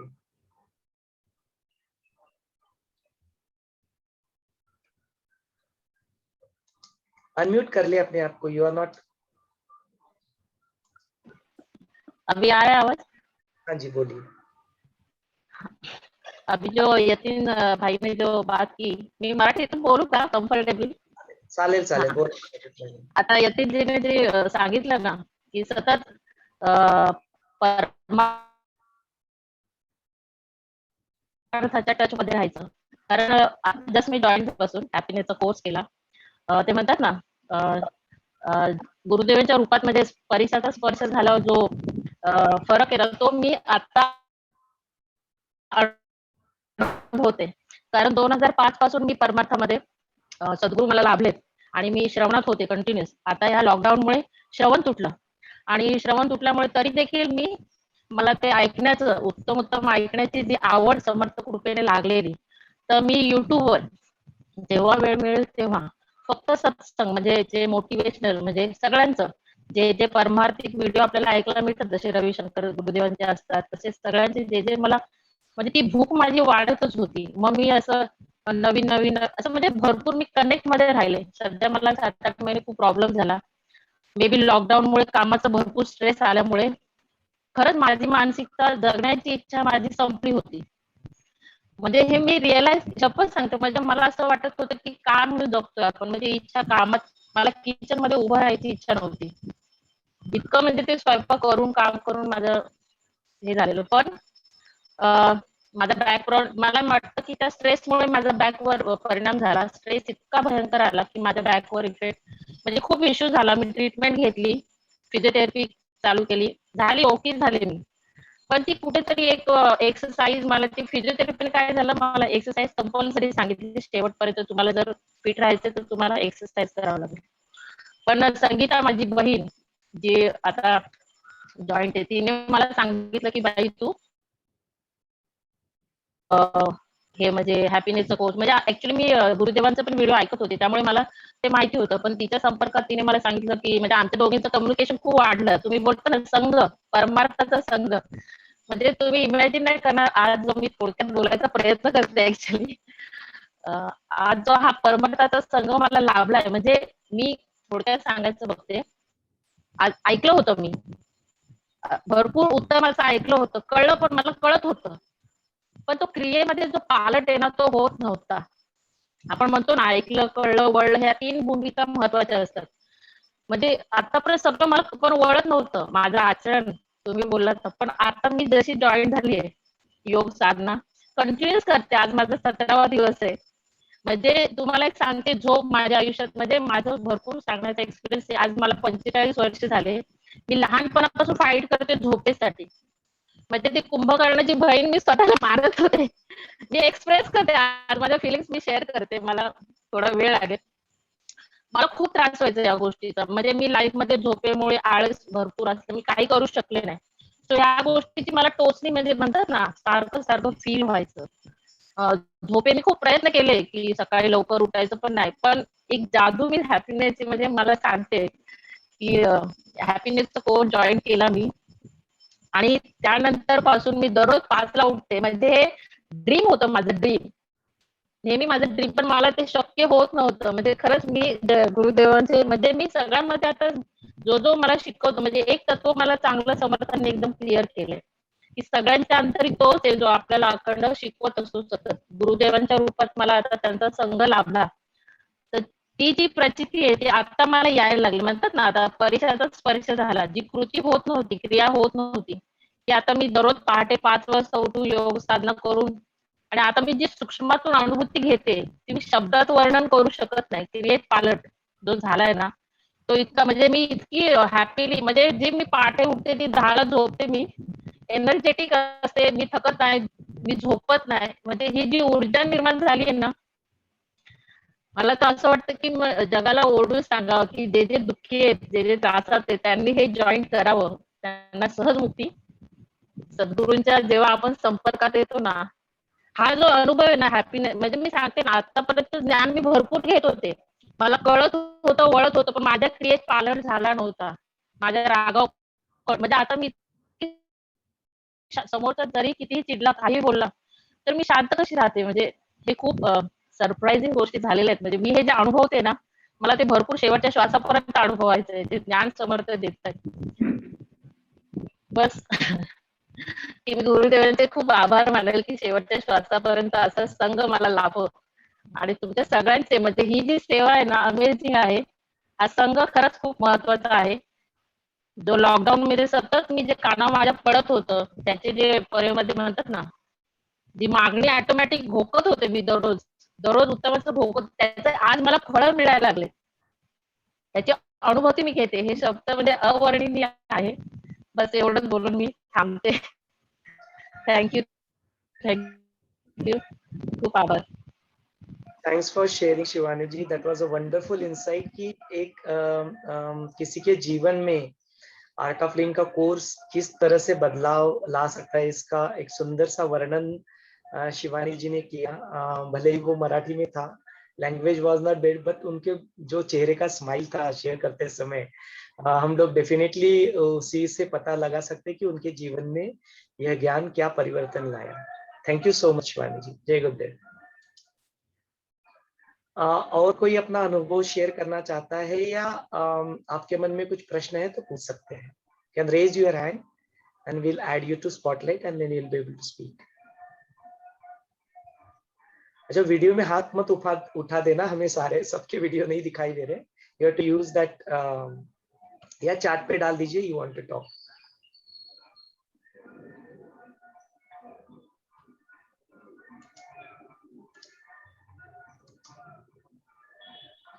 हाँ सचिन जी बोलिए।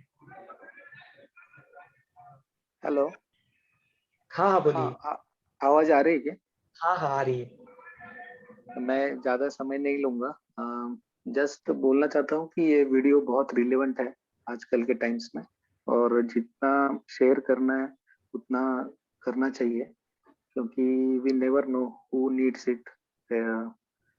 और मुझे एक बस दो ही बातें बोलनी थी कि एक मुझे स्टोरी याद आई कबीर की। जब वो एक जगह से जा रहे थे तो वहाँ एक लेडी वो धान्य जो ये थी वो उसका वो आटा भून रही थी। तो जब वो दाने उसमें पीस रहे थे तो वो रोने लगे। तो वो उनसे किसी ने पूछा कि तुम रो क्यों रहे हो? तो उन्होंने बताया कि यहाँ इसके जो जो संसार चक्र है इसमें ये ऐसे ही मेरा भी ये होगा, मैं भी ऐसे ही पीसते जाऊंगा। तो तब उन्होंने एक आदमी ने उनको बताया कि ऐसा नहीं है, ये जो कुंटी वो जो लकड़ी का डंडा रहता है उसके बाजू में जो दाने रहते हैं उसका आटा नहीं होता। तो वैसे ही हम ये योग वशिष्ठ ज्ञान को अगर पकड़ के रहेंगे तो कितना भी ये संसार चक्र घूमने घूमने दो, लेकिन अगर हम क्योंकि बेसिकली एवरीथिंग इज माइंड, तो ये योग वशिष्ठ के प्रिंसिपल्स अगर हम अपने जीवन में उतारे तो कितना भी बड़ा दुख होने दो या कोई भी कैसी भी परिस्थिति आने दो, हम अपना स्थिर जो अपना विवेक है वो नहीं भूलेंगे। और दूसरा एक वाक्य एक स्टोरी में आया था, वो मुझे याद आया कि एक किसी ने बताया कि ऐसा एक सेंटेंस बताओ जो दुख या सुख में सभी में गाइड करेगा। तो उसका एक वो सेंटेंस बोल रहे थे कि हे ही दिवस जातील, ये दिन भी जाएंगे। तो सुख या दुख में अगर हम यही सेंटेंस रखेंगे याद, तो हम अपना बैलेंस बरकरार रख सकेंगे। बस इतना ही बोलता। थैंक्स। धन्यवाद Sachin ji, that was a wonderful insight and wonderful sharing. Thank you so much for sharing.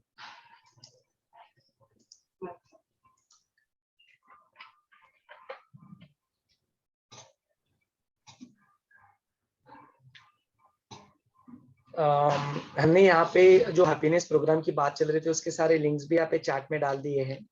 For the entire month जुलाई के जो भी प्रोग्राम्स होने जा रहे हैं उसके लिंक्स यहाँ पे आपको मिल जाएंगे। तो you if you want to share it with everyone you are welcome to do so. ये we will pass it on to the Yoga Vashishtha के जो ग्रुप्स है वहाँ पे भी डाल देंगे, और जो अब तक के सारे वीडियोस जो है उसके पोस्ट में उसमें कमेंट्स में भी आप इसको वहाँ पे देख सकते हैं। सो if you share the video Facebook में तो ये कमेंट्स भी उन तक पहुँच सकते हैं।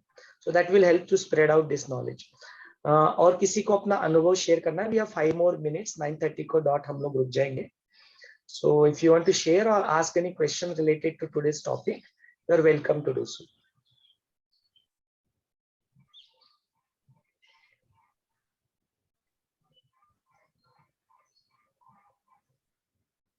यदि किसी का कोई प्रश्न नहीं है और आप बोलना नहीं चाहते तो we'd like to stop this session today। हम लोग कल मिलते हैं। फिर से एक बार reminder, tomorrow session will be by Kaushal ji on the startup।